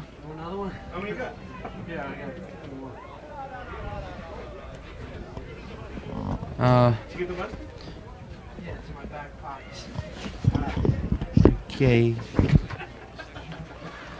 Now so Jose Rodriguez, he's a junior. He's 5'10", 202 pounds. He's finally getting up. He's getting up on his own power, at least, which is a good sign. He's walking off. Yeah, Fred. Whenever you get up from an injury, that means you're not seriously hurt, and looks like he'll just be a little shaken up this week, and he'll get back into the action next time, hopefully. First and 10 at the 20-yard line for Glassboro State. Key chance for Glassboro to take the lead. Hand up pass. As pass was intended for Robert Jones. Thrown behind him. He did get a hand on it, but it was just too far behind to make any difference. Again, Fred, he was wide open, and with the ball was just thrown a little lower, it could have been caught for 7 points. So Pioneers have playing somewhat good defense, holding them a little. It's 2nd down and 10 for Glassboro State. 2nd and 10. Big play for Pioneer defense. Malosky back to pass. Has his man. Touchdown. That was Mike Delude. I believe that was Mike Delude, 20-yard touchdown pass. We're going to have a replay of that. D-U-L-U-D-E. Fred, it just looked like on that play, just ran a slant pass, and 20-yard touchdown. as you can see here on the replay, Matt, it's like it was just a slant pass, and he caught the ball and just ran for the end zone. Malosky made the one cut, beat his man, in for the touchdown. 13-7, Glassboro State on top. We'll have the extra point right here with Gaetan Leon. Kick is blocked. A great block by That was Chris McCollum. George, remember earlier how I said he almost got a piece of the other one? He got his block this time. That's a key point. It's 13-7 now. William Paterson gets a touchdown, gets the extra point. That's the difference in the game. You're right. He earlier in the game, I believe it was second quarter. Right when the Glassboro scored, he almost did block the extra point, and he just missed it, and it was 7 points. But this time, he really timed himself well and just got a piece of the ball, and that prevented an extra point, which the Pioneers could gain on if they play the cards right. So that's a major development in this game. Chris McCollum blocking a Glassboro State extra point, keeping the Pioneers within 6 points of the Profs. We have 12:42 remaining in the third quarter. 13-7. Score Glassboro State on top. So now Glassboro will be kicking off. As you can see, there's John Rivera, number 56. He was on the sideline next to the number 59.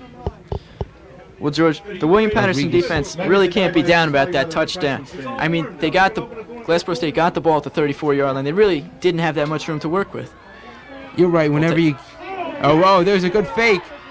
Excellent run back by West. Fumbled, but it's recovered. Oh! No! Glassboro State has the ball. Who fumbled it? Looked like it squirted out and went right to the Glassboro State player. It looked like William Paterson had... looked like William Paterson had the ball. It was like they had a chance to get the ball, but they just lost it. Recovered by and another big key turnover. And here we have the replay. How many did we return that for? 10 before the fumble. See the kick. It's going to go back to West. So the ball is now on the 20. West takes it. He has the gap. It looks like it's going to be a good run back, and then all of a sudden he fumbles the ball. There's the William Paterson man, has a chance at it, but he misses it, and Glassboro State recovers. First down to 25-yard line for Glassboro State. Key development here in the game, George. They could break this open right now. Yeah, and the Pioneers are just going to have to fight back, and again, they don't get room to work with, but they're just going to have to do the job if they want to stay in this game. That was Melvin O'Neill on the carry. Got about 3 yards. 2nd and 9 at the 24. It'll be, I believe, 2nd and 9 at the 24. Yeah. There aren't more than 2 minutes left in this quarter, John. You're slow that clock there. You give him one? Yeah. And let's see if the Pioneers defense could hold them. Malosky back to pass. Looking towards the end zone. As his man McKim breaks one tackle, breaks another tackle inside the 10-yard line, down inside the 5-yard line.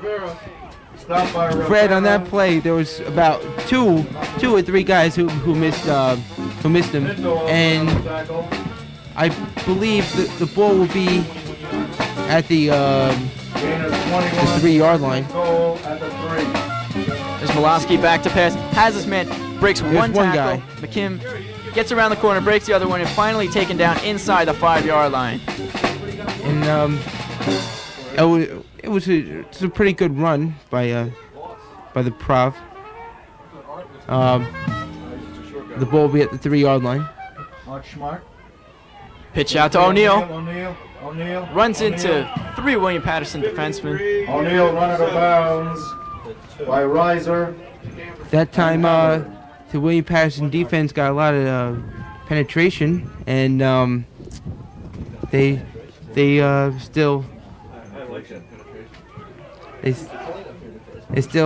held them short of the touchdown.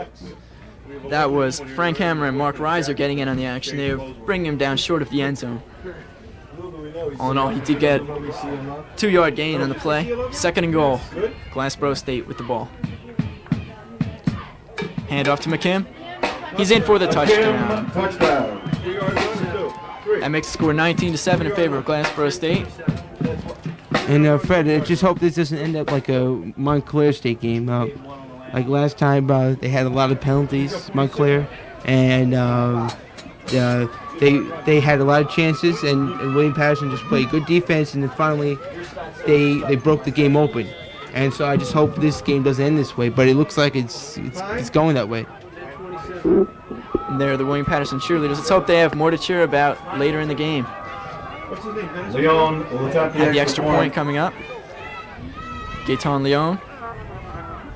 And it's good this time. Kick is good. It's 20-7 now.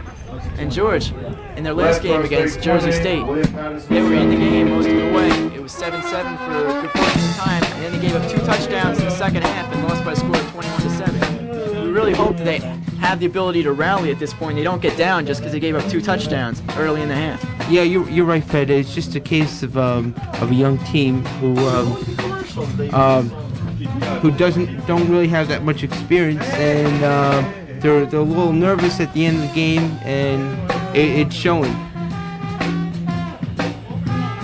And there's a score with Glassboro leading 20-7 over William Paterson. We've got just over 10 minutes remaining in the third quarter. Third quarter, which we've seen Glassboro State score 2 touchdowns in less than 5 minutes. Jackson will. And that's really the key of the game. Turnovers. Taking advantage of the fumble by West. West and Rodriguez are deep. West once again back along with Rodriguez. Deep kick. Back once again to West. Fakes the handoff. He's got the hole once again. He breaks around the corner, stays on his feet, manages to get up to the 30-yard line. Fred, on that play, 1 or 2 guys and he would have been gone. It's just a case of running and running the wrong way, just taking a step to the right when you should just take a step to the left. And if he would have just taken that step to the left, he could have scored.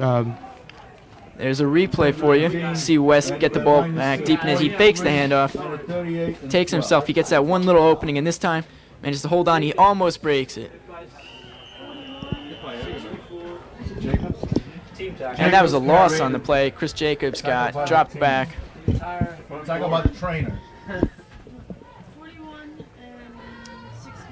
Be 2nd and long for Pioneers.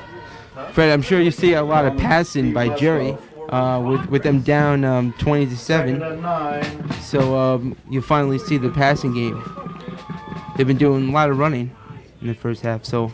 Well, in the first half, George, Ron Szymanski only hooked up on 33% of his passes. He was 3 for 9 with an interception.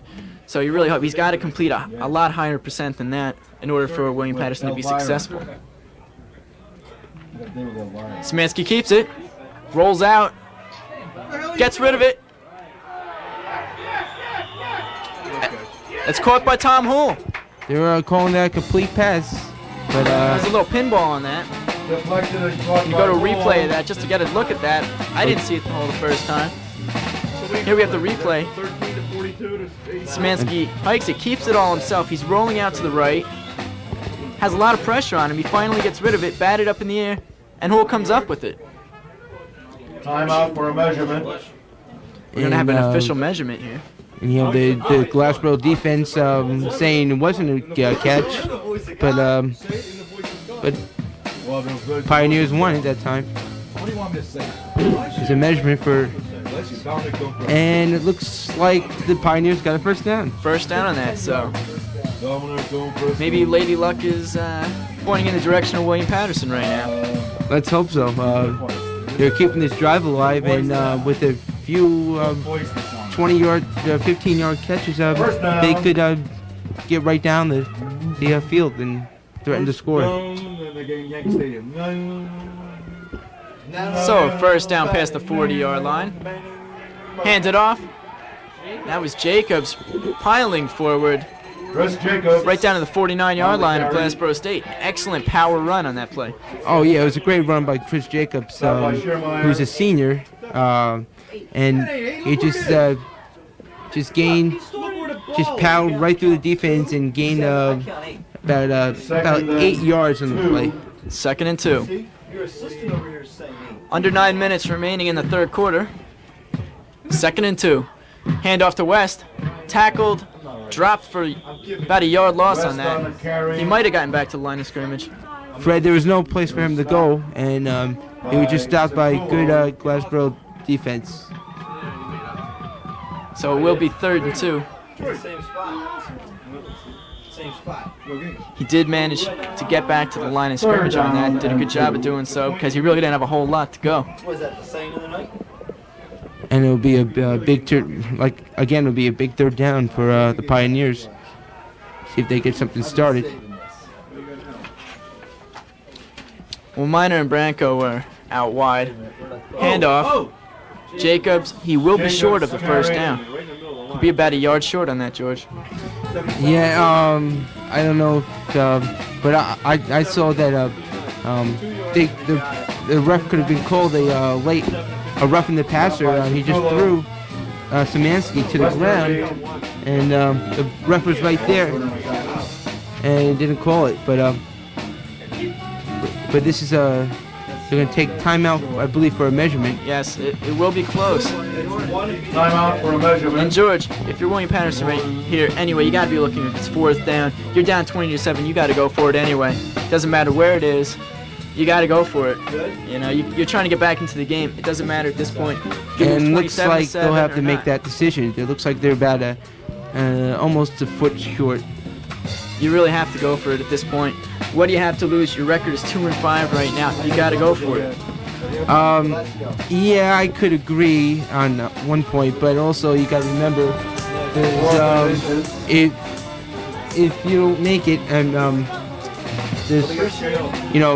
Glassboro have good position, good field position. So, but what do you have to lose? Your record's 2-5. Go for a win. It's a big play, man. It's a gutsy call here by Coach Gerry Gallagher. Who made it good quarterback sneak. I believe he got it. Szymanski on the quarterback sneak. The refs haven't given a signal yet. Well, it all depends on the spotting here, George. Yep, they just did. First down for the Pioneers. But you're right, Fred. It's another gutsy call by Gerry, and maybe this time they'll score again. Last time they scored on a 4th and 8. Well, I think it's essential at this point. They're down by 13 points. They really have to come back with a touchdown. They can't afford to get down by 20 points. Szymanski keeps. Back to pass. Wide open over the middle. Moffitt. He had a lot of yardage on that. Szymanski to Moffitt. Over 20 yards on the catch. Found him wide open over the middle. That was Dan Moffitt, tight end, who's also doing the punting job tonight since Lee Linton has the knee problem. Found him wide open over the middle. Excellent catch. Fred, you're right. That was a great catch by Dan Moffitt, and he's your big guy you have to go to. He's the tight end of the Pioneer offense, and he has a big target, and just have to go to him. And so far they're driving like last time. Let's see if they can get this Ball in. at the 24-yard line. Handed up the middle. That was Jacobs. And looks like Jacobs that time didn't get anything. Santora carry. I have a correction. That was Santora on the carry, not Jacobs. Stopped by Lowe and Schiermeyer. So a gain of 3 yards up the middle on the play. It'll be 2nd and 7, 21-yard line. William Paterson must score here, George. Like he tired. A little bit. Yeah, if they want to stay in this game, I would say they must. You go to grad school? Once again, up the middle. And again, they didn't get anything on the play, so let's see. This would be a big third down. 34. That was Jacobs, but he got crunched. Jacobs carried. Not a whole lot of room. Got one. Stopped by Lowe. Yeah. No gain, huh? No, he got one. He got one. So it looks like about a 3rd and 6 now, George. I would say a short pass to your tight end, Dan Moffitt, who got the big catch a couple minutes ago. Szymanski holds. He's back to pass. He rolls out to the right again. He's got some room to run, but he's met hard on. 59? 40. Hard on. Are you sure this is... Well, Fred, you're right. It was a gutsy call, and Szymanski's lucky he didn't get hurt, because he's been hurt all season. Here's a replay. There's Szymanski gets piled on there. So it looks like it's another 4th down play.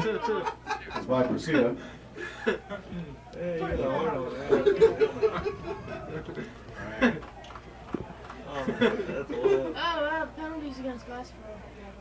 Oh, First down by penalty, right? there's a penalty on Glassboro, so they won't have to. They won't have to face the 4th down play. There's our athletic trainer, Toby Barboza. It'll be 1st and goal at the 8-yard line. Penalty moves the ball half the distance to the goal. It'll be 1st and goal for William Paterson at the 9-yard line. It was only 3. It was only 3, but he had that extra. Saw a penalty flag come down on that. Minor carried. A nice effort by Minor, but it might just be called back. 8 yards. There's a flag on the play. We have a dead ball, false start on the offense. False start. Looks like the penalties are hitting the Pioneers now. So now, instead of having 9 yards to go, William Paterson will have 14. Forget it. Oh, I get it. You get that hard on. 5-yard penalty assessed against the Pioneers. I couldn't resist it. It was there. I didn't even get it. Did you get that penalty against? Yeah, 5 yards. They got 2 for 15. Yes, Okay, so it'll be 1st down and goal at the 14, like you said. 5 yards for illegal throw. Illegal throw. But you get a hard on? And Szymanski goes back to pass. What was that? Intended for 44. I'm not quite sure whether the intended receiver was Branco or Harmon. It was Harmon on the play. But it was not a wisely thrown ball. No, it wasn't. Threw it into coverage. He's lucky he didn't get it picked off, because it could have been a drive down the tube. So we'll see. 2nd and goal. Be 2nd goal. About the 14. I'm serious. Pass deflected on that. Szymanski's pass got it down by. That was Ned Setarulo. Got the big hand up in Szymanski's way. We'll be right back with Pioneer Football.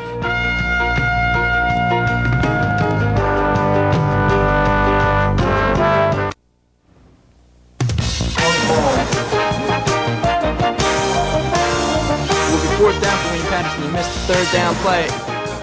Picked up about 8 yards down to the 6 or 7 yard line. He's on the 13. 4th and goal at the 7.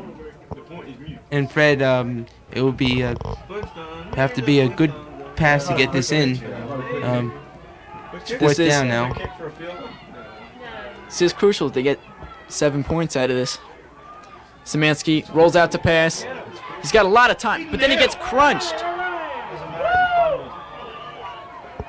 Fumble really irrelevant, George. They would have taken over on downs anyway. Yeah, the fumble didn't really make a difference, and this is one fumble they could have. Szymanski, tackled by Steve Glasgow. So Glassboro State will take over at their own 14-yard line. The Buffs take over possession at the 14. William Paterson has to be disappointed after getting that close in and not coming up with any points after having a first and goal situation.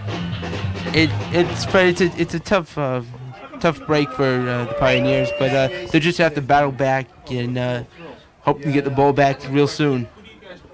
Rutgers Newark we played today. Malosky hands up the middle. That was Dennis McKim. And he really didn't gain that many yards, so I would say maybe, let's say about a 5 on the play. So it would be a 2nd and 5. Who got a higher seed? Stop by Grassi. There's Phil Cavallero, number 71, our tri-captain on the bench. What do you get here? He's we were 2nd and 6 for Glassboro State. 2nd and 6. Malosky gets ready to call the play. 15, he's on the 19. It's a good shot of Rob Malosky. All right, 14's on the 18. Back to pass, looks over the middle. His receiver was wide open. He overthrew him. He had Robert Jones wide open, but he threw it up over his outstretched hands. You're right, Malosky has been doing that all game. As you can see, Gerry Gallagher talking some strategies here with his players, hoping hoping to bounce back the next time the Pioneers have the ball. But getting back to the play, Fred, he's been doing that all game long, throwing the passes over the receivers' heads. And Lee Litton was the closest player for the interception. So it's 3rd and 6 for Glassboro State. 3:16 remaining in the third quarter. Malosky once again back to pass. Over the middle. It was caught. Be very close to a first down. We'll have to see. It was a good pass by Malosky, but there's really nothing Pioneers could do. Those catches, you really can't do anything about the short catches. And I believe we're going to have a measurement on this. He found McKim open on that. Got him very close to the marker. 5 or 6. If he gets the first down, it's 6. He's short. Not by much. 5. 4th and inches. As you can see, he's short, so it'll be 4th and inches. So William Paterson will get the ball back. Davis and Harmon back as usual. It's Tim Miner playing his final home game. And Fred, Tim Miner recently, last week, moved into the 2nd all-time rushing chart. He has 1,768 career yards. He passed former Pioneer Terry McCann from 1978 to 1982, and McCann rushed for 1,706 yards during his career. And but if you want to know, the first place leading rusher is Ed Bellina, who 1978 to 1981 rushed for 2,272 yards. Harmon lets it bounce. It takes a very favorable bounce down to the 21-yard line. It looks like it took a props lucky bounce on the ball, and got it down to the 22-yard line. So Pioneers will start fresh at their own 20. It could have been it could have had the ball at the 50-yard line, but it ended up being a good kick down to the 22. Well, Pat Harmon signaled for the fair catch on that, but so it was just sailing over his head. An excellent time.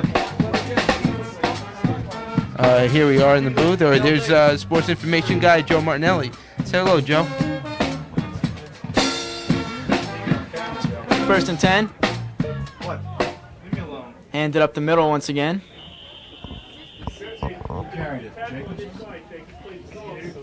I believe it was Jacobs going up the middle, gaining about 3 or 4 yards.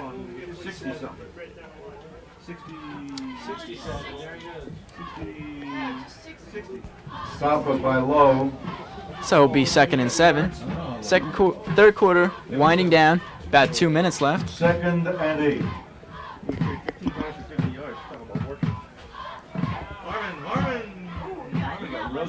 Harmon had to fight for his yards. Stop by Scheermeyer. And it'll be a 3rd down, and I believe about 5 or 6. Applegate. Looks like a long four for William Paterson on the third down play. And really, it's getting late now. It's getting to desperation time here with a minute and a half left. They really got to put some points up. Yeah, you're right, Fred. They really have to start doing something. Down 13. Remember, 2 touchdowns could win this game. And there's Tim Miner. Look at Miner. He's up for the first down.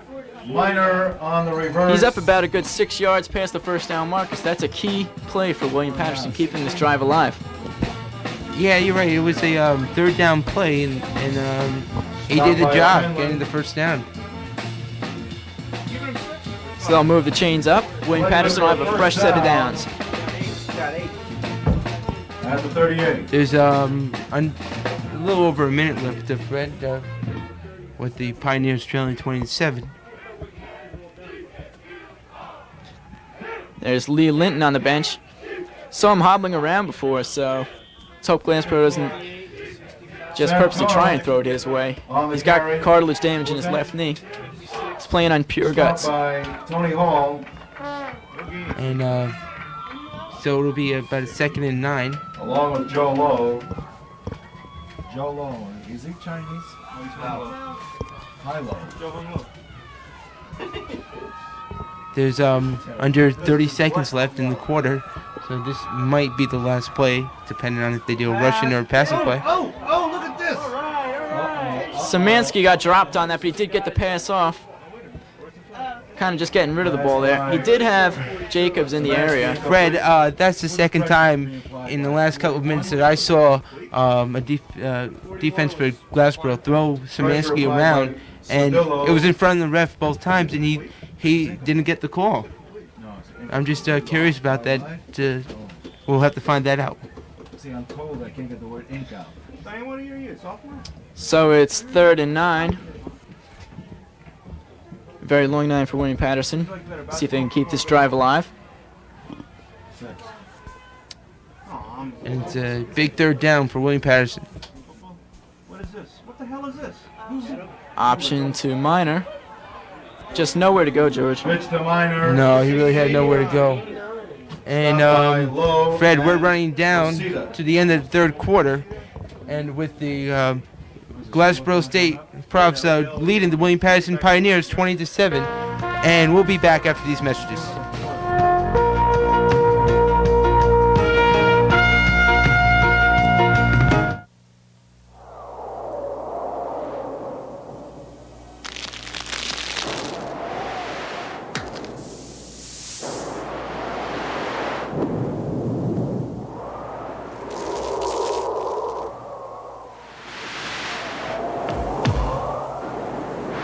Sooner or later, everyone quits smoking. One way or another. For your health, from the American Medical Association. We're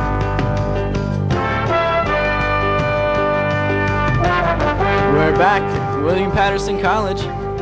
This game's 3/4 of the way into the books. Glassboro State leading William Paterson by the score of 20-7.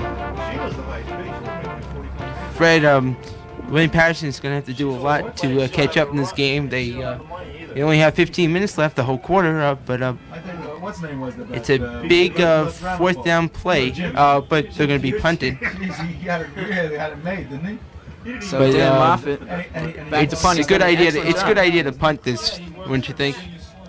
Definitely. A ton of money, right? Short kick taken right at about the 35-yard line by O'Neal. And so, Fred, the defense is just going to have to do the job. They've been asked a lot of that today, but they're just going to have to just do the job. That's all. That's all you could ask for. Try the best. That's. And I would have to do the stats and call. First down at the 35. Tim's a great guy, though. So with Glassboro State leading 20-7, they'll try and add to their lead. Does he work in the city, Mark? Yeah. Rob Milosky leading the way for Glassboro State at quarterback. Pitch back. Gained about a yard or two. Really no place to go, Fred. And as a result, it was a 1 or 2 yard gain. Good play by the defense. Sean Kramer on the carry. I think they might have given him a little better spot than he deserved on that. 2nd and 7 at 38. They gave him a 3-yard gain. Be 2nd and 7. Did you ever see Jim Fuchsia? No. Did you see a bear? Yeah. No, I never saw him without his clothes. And we'll see what the defense could do. Maybe come up with something big, a turnover, interception, fumble, anything, you know. Just to get this crowd going. Well, something big has to happen for William Paterson soon. Oh, beautiful pass. Right to Boges. Found him on the slant. Boges just ran a slant pass and got the first down. Stop by McCollum. Good play. So that gives Glassboro State a first down inside William Paterson territory at the 49-yard line. Fred, it looks like the defense is getting sort of tired, wouldn't you say? Well, they've been on the field a lot of the time. And just looks like they're wearing them down. And just hope they won't get another score. Oh, it's 13. I'm sorry. It's 13. I'm sorry. What's the matter with you? I don't know. So 1st and 10 for Glassboro State. 2 catches for 30. Hand it off to O'Neal. Breaks up the middle, 6-7 yards. Prepare the ball. I'm looking. Defense, Got it, I don't know. I'm gonna say let's go got it, ball. Didn't really do the job in that play, but Stop by. Stop by. That's why you have another play, right? Melvin O'Neal got 6 on the carry. 2nd and 4. So this be a big play for them. 2nd and 4. Be a 2nd and 4. Joe, think of us as family. Joe, you've been here how long now? 5 years, right? It's worst record in 5 years, at least. Right up to O'Neal. Just a quick drop. He didn't get anything on that. He just got held right at the line.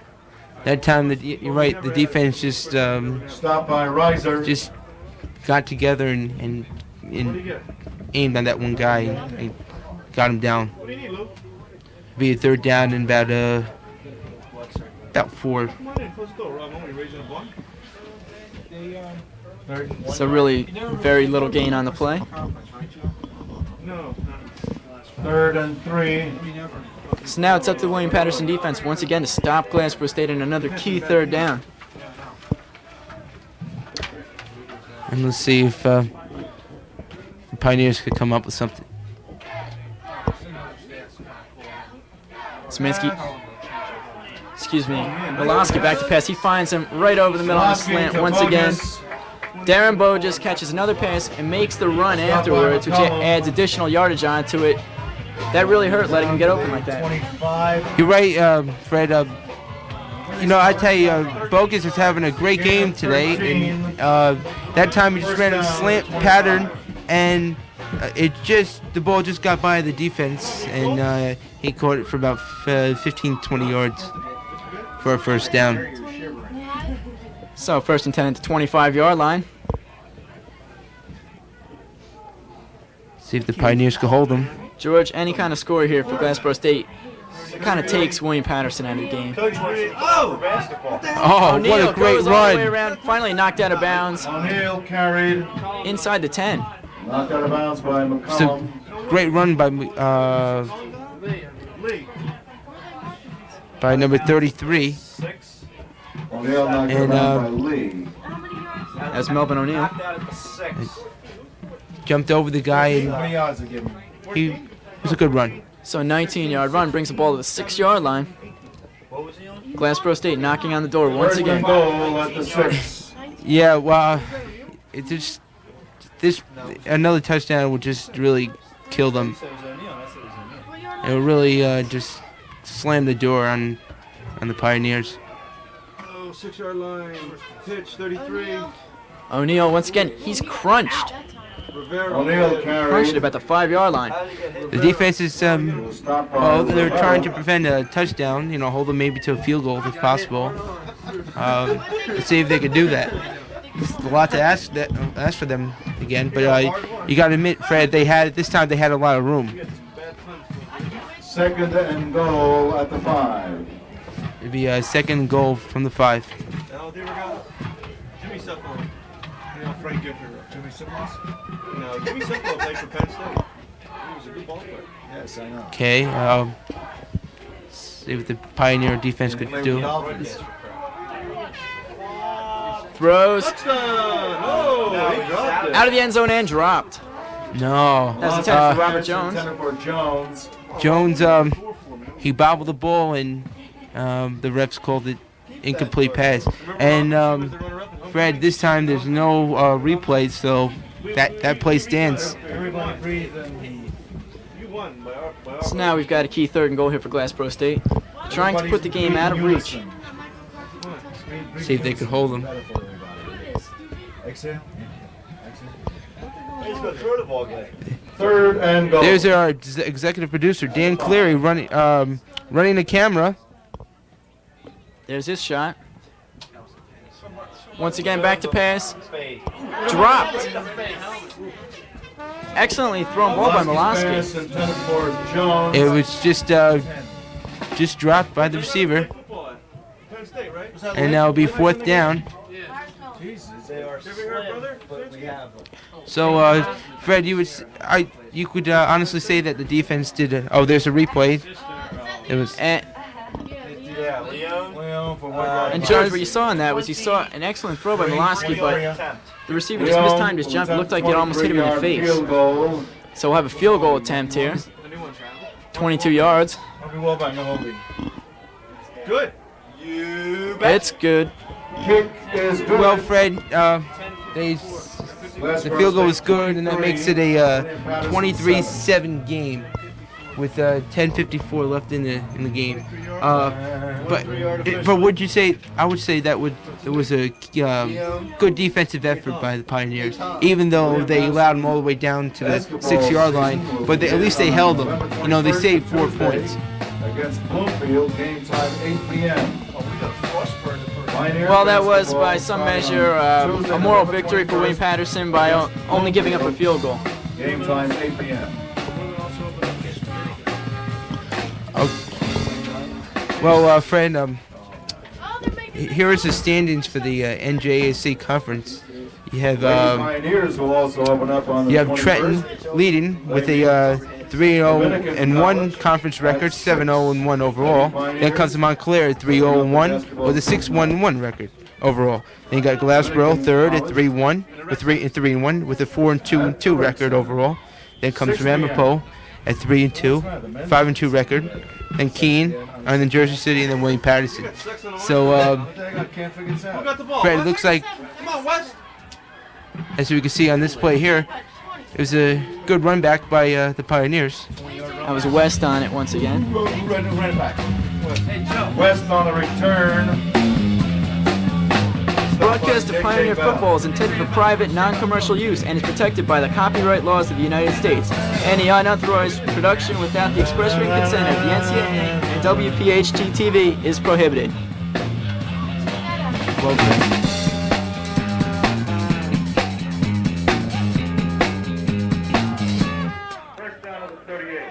Do something. Well, they're down 23-7. They got to make up 16 points. Not into the bonfire. Got the ball in not bad position. I knew that was coming. Crunched after 2 yards.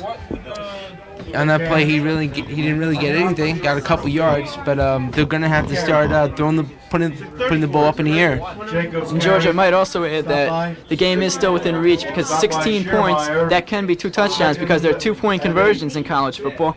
That could be 2 touchdowns. You're right. You're right. College football does have the 2-point conversion. 2 touchdowns would tie this game up, but they're just gonna have to get something done. You know, if they want to stay in this game. Szymanski has the ball still. I think they thought he got rid of it or something because nobody keyed in on him. 41-56, he picked up Szymanski picked up about 6 yards, 4 yards on the play, makes it about 3rd and 4. But that was a gutsy play by him, would you say? It was. He was going in for it all the way. Took it himself. Said, I'm going to get hit, but he got the yardage anyway. For a guy, that's pretty big for a guy who's been injured for a couple games this season. Keeps it once again. He has the first down. Excellent run. Szymanski on the keeper. This guy's amazing, running for first down. He ran about 10 yards. And I would say he's showing us something, that he could run the ball. Well, George, this is the part of the game where Szymanski just has to say, I'm taking over here. We're putting the ball in the end zone. We're going to come back and try and tie this game up. Glassboro State. Yeah, absolutely. 27. He's got to show his leadership at this point. Harmon, he turns, he twists. Harmon about a 7-8 yard gain on that. Nice run up the middle. Bounced off a couple defenders. It's a nice run. Steve Lesko. And let's see what they could do from here. They got the ball, great field position now. So see if they can keep this drive going. Second and 3. Such a 7-yard pickup. It'll be 2nd and 3. Got under 9 minutes remaining in the game. Szymanski back to pass. Has his man wide open. Poole gets through the 1 tackle. Gets the first down. Szymanski complete the hole. Good run, good catch by Szymanski, and then after he caught the ball, it was a good run. He got the first down. Well, Poole caught the ball, put his move on his defender, and got a couple extra yards after that. It was an excellent heads-up play by Poole. So the Pioneers keep driving. They keep the drive alive. So 1st and 10 at the 30-yard line. If it's not right, then I can't help it. Szymanski once again back to pass. He almost picked up. Oh, he caught it? No, he chopped it. Incomplete. And it is not caught. It's incomplete pass. Szymanski's pass. Fred, in that play, Szymanski's pass was almost picked off, would you say? Well, that play looked like it was going to number 23, Rob Davis, freshman. But kind of just didn't get there in the air. Kind of bounced it. Looks like Szymanski's hurt a little bit, coming off the field. He's coming back to the sideline. And Sean Holloran is entering the game. George, you have to wonder if it's those injuries nagging him again. You have to wonder if it's, you're right, but you have to wonder if it's that the key runs that he did. Maybe he got hit a little too hard. Definitely took some very hard hits. But Sean Holloran's a key guy. You know, he's a responsible guy. He could do the job. And low. What did he get here? Low and hole. 2, 3. Straight? 4. 3. It's now going to be 3rd and about 7. Years ago. There's freshman quarterback Sean Holloran. He's taking command. 1979. One of his better qualities is he has excellent leadership. Back to pass. Has Harmon. 4 defenders around him. He manages to still get a couple yards out of that. Looks like they can't get him down. took about 4 or 5 guys to get him down. He made the right cut on that. Good play. Good play. Fred, this is the 18th meeting between Glassboro State and William Paterson. The Probs lead the series 13-4. The series began in 1974. And last year, Glassboro won at home 27-0. And Glassboro has won 2 straight years against William Paterson. The Probs have shut out the Pioneers 4 times, in case you're interested to know. And this is 4th and a long yard here. This could be the ball game here for William Paterson if they want to get back in here. You can imagine how 4 files tripped up by 58. They do not get it. They don't get it. So it's a good drive wasted. Lost 2, and we just lost the wall. Well, I think they keyed in on Jacobs on that, and Holloran kept it himself and couldn't get the yardage because he just didn't have the room to run. So again, the defense is asked a lot, and they're just going to have to do the job if they want to stay in this game with 6:38 left. At the 25. I would say they can't score again because 1 more point and then they have to score 3 times. At least they have hope for just 2 touchdowns. Glassboro State takes over at the 25. Who's that? Francis Forte. Moves it up past the 30. 31. Francis Forte.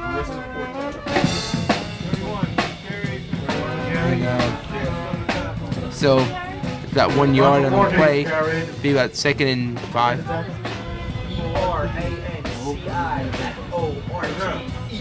They're the cheerleaders on your screen trying to inspire this William Paterson team to come back. Georgia really need a key turnover on defense at this point. The defense has to make something happen right now. I would say a nice fumble or interception would be good. Defensive line has to get to Maciorowski. Pitch back. Yeah, 31 will be. And he looks like he Clark will be close to a carry. first down. He looks like he'll have the Be first slow down. on stopping that clock, John. Don't be so quick. And slow. There's Mike Clark on the carry around the corner. We've got 5:49 left in the game. He was knocked out of bounds. Will be a first down for Glassboro State. First down for the props. And Fred, William Paterson's next game will be at Wagner on Saturday, November 11th. That's next Saturday at 1 o'clock. It'll be in Wagner, so that will be a big game for them. And well, after this play, I'll tell you who Glassboro State will be playing next. It's a big team. It's a big one. Clark gets around, beats the initial tackle, goes for about 6 outside. Run out of bounds. Fred, the next game for the Glassboro State will be at home on Saturday, November 11th against Montclair State. And kickoff at that game will be at 1:30. As you look at John Rivera, linebacker, junior, who was a tri-captain, a member of the tri-captain. So kickoff will be at 1:30, and that should be a big game. Well, George, if something happens to Trenton State, that could decide the NJAC champion. So we'll just have to find out next week, won't we? Be 2nd and 2. The way it works is that there's no tiebreaker like that, right, Joe? For conference, there's no tiebreaker. I don't know. We were never in that threat to get that. And Glassboro State pounds forward for the first down. From what I'm told, there is. Good run. I believe they got up close to about the 50-yard line. And also, I wanted to mention that the three captains for William Paterson Pioneers are Phil Cavarello, Tim Miner, and John Rivera. What's the name? Portella? Portella carried. With 5:16 left to play in the game, it's 23-7. Glassboro State. Those suckers. I'll kill them. Back to pass, over the middle. Once again finding his target over the middle. Look at it, he's still up. He could go into the end zone. Touchdown. 49-yard touchdown pass. A great run by number 83. Who was Jones. That was Robert Jones on the play. It was just a great run. He found him over the middle. He got the ball, made one cut, and we're going to have a replay coming up so you can see.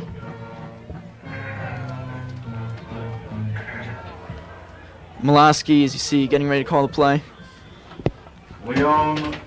And that's not the touchdown, but that was the play before the touchdown. Anyway, on the touchdown, Robert Jones got the ball, made his one cut, beat his last man, and he was in the end zone. And they're going for the extra point, which is not blocked this time, and good. Kick is good. So that makes the score 30-7 in favor of Glassboro State. 30, William with Paterson 4:53 left to play in the game. And now here's the replay of the touchdown with Maciorowski throwing, finds him, Jones over the middle, cuts back, beats his last man. He's in the end zone. Touchdown, 7 points. It was just a pretty run, Fred. You just got to give the credit to the Provs. It was just a nice play for 49 yards. So now, George, what was a close game just moments ago, it's now a 30-7 game. It was close most of the way, and now it's 30-7. Does this remind you of the Montclair State game? Well, Montclair kind of dominated all the way. William Paterson really wasn't in the game until they scored their touchdown in the fourth quarter when it was already 32-0. So this one, they were in the game for a great part of the game. And just got tired. West fakes reverse. He took it at the 15. West once again faking the reverse. Gets around the corner. He's got one man to beat. He could go all the way. Oh, he gets tackled from behind. Fred, I'm afraid this play is going to be called back. There was a penalty on the play around the, I would say around the 35-yard line. And it looks like it might be flipping. And a beautiful return like that will probably be, it will be called back. Holding on William Paterson. Holding. That really hurts, George. Yeah, it's that old penalty. There's the replay of it. He missed the hold on it. You see, he was that close to breaking it all the way.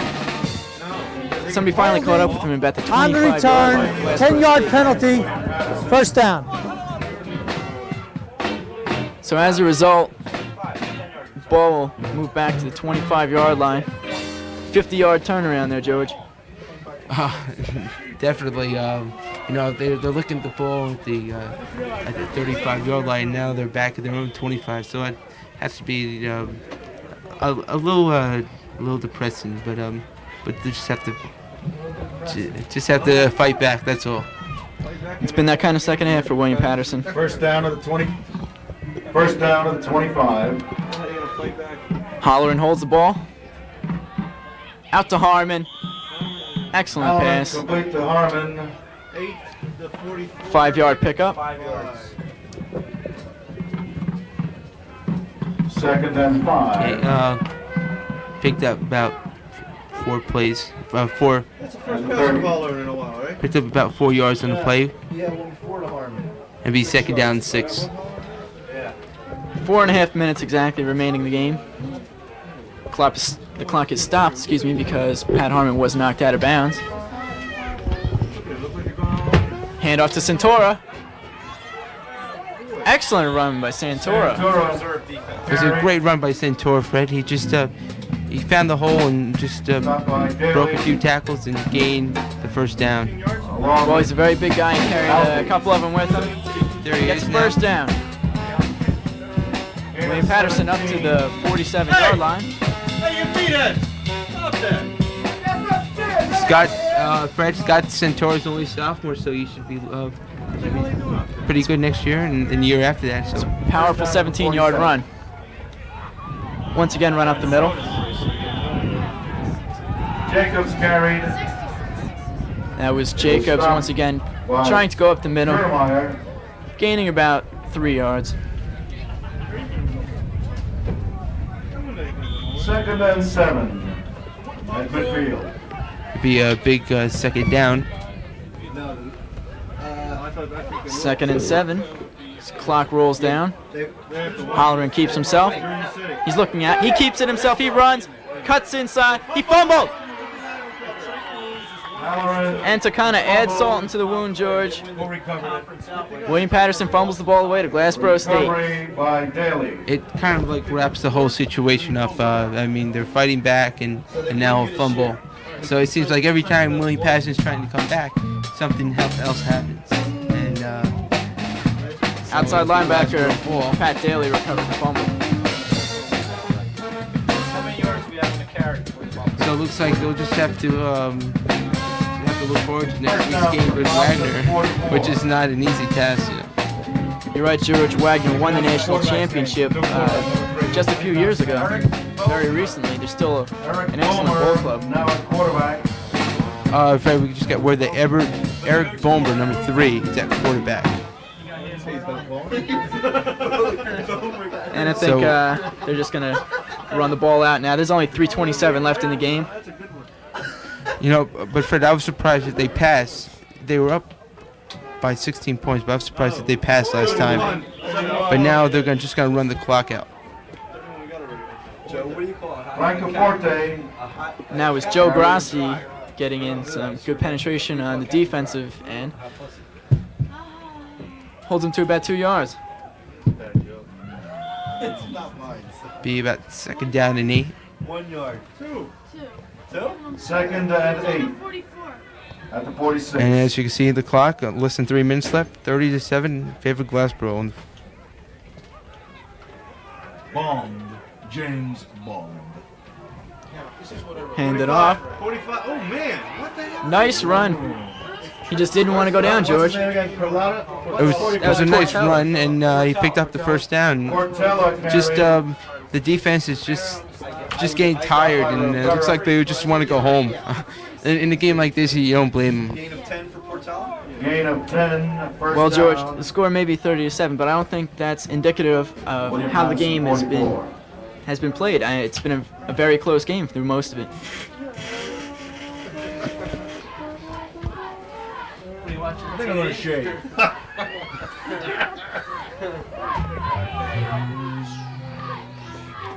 So it'll be first and 10 at the 45-yard line. 31. Reds at Forte. Rambles forward for about 4 yards. Forte. Nice little run by Forte, and Stop by Grassi. it'll be what, second down and about 6. Second and 6. Joe Grassi once again making another big stop on defense. Joe, how long does it take you to make up the total sheet? 7 days. No, seriously. 20 minutes? Alright, because the coaches usually like to take one lap. I can't copy. Is it fumble on the Fumble, play? It's a fumble. That ball is a fumble. I don't know. He's got a ball. I can't copy. We'll have to see who gets it. Ball or fumble. And Glassboro State will maintain the ball. Glassboro State recovered. He almost had a break there, but a little too late, as they say. So it'll be 39 for Glassboro State with just over a minute left in the game. 3rd and 9. And be a third down play. I would say it would be a big play, but I'd be lying, right? Anyways, Mike, we both got the same stats. Oh, I know. No, I mean the coaches like to have one to look at on the way home while I do. So 3rd and 9. Sing lullabies to them. They don't go on Just our bus. quarterback just keeps it himself.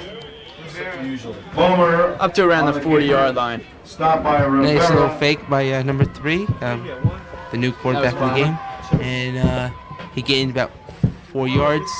But there's less than 30 seconds left in the game, and this probably will be the last play of the game. It'll be a 4th down play, so I believe if the ball... Most of the fans piling out now. They're going to just down it on 4th down. Well, the clock will probably stop except they get the play off, but they won't. 2, 1. And the game is over. And that's the game.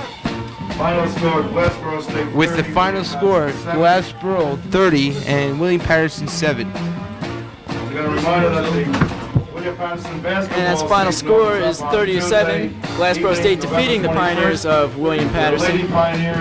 William Paterson played a very tough game. They played with a lot of heart. And it was tied 7-7. They were just completely dominated in the second half. But you really can't blame the way they played. They played with a lot of heart. Yeah, you're right, Fred. It looks like all the stuff that Gerry Gallagher, head coach Gerry Gallagher for William Paterson, talked about in halftime looked like it just didn't work out. And that's about all. We're done here at Whiteman Field. For George Chimenti, I'm Fred Demarest. Thanks for watching Pioneer Football. Have a good night.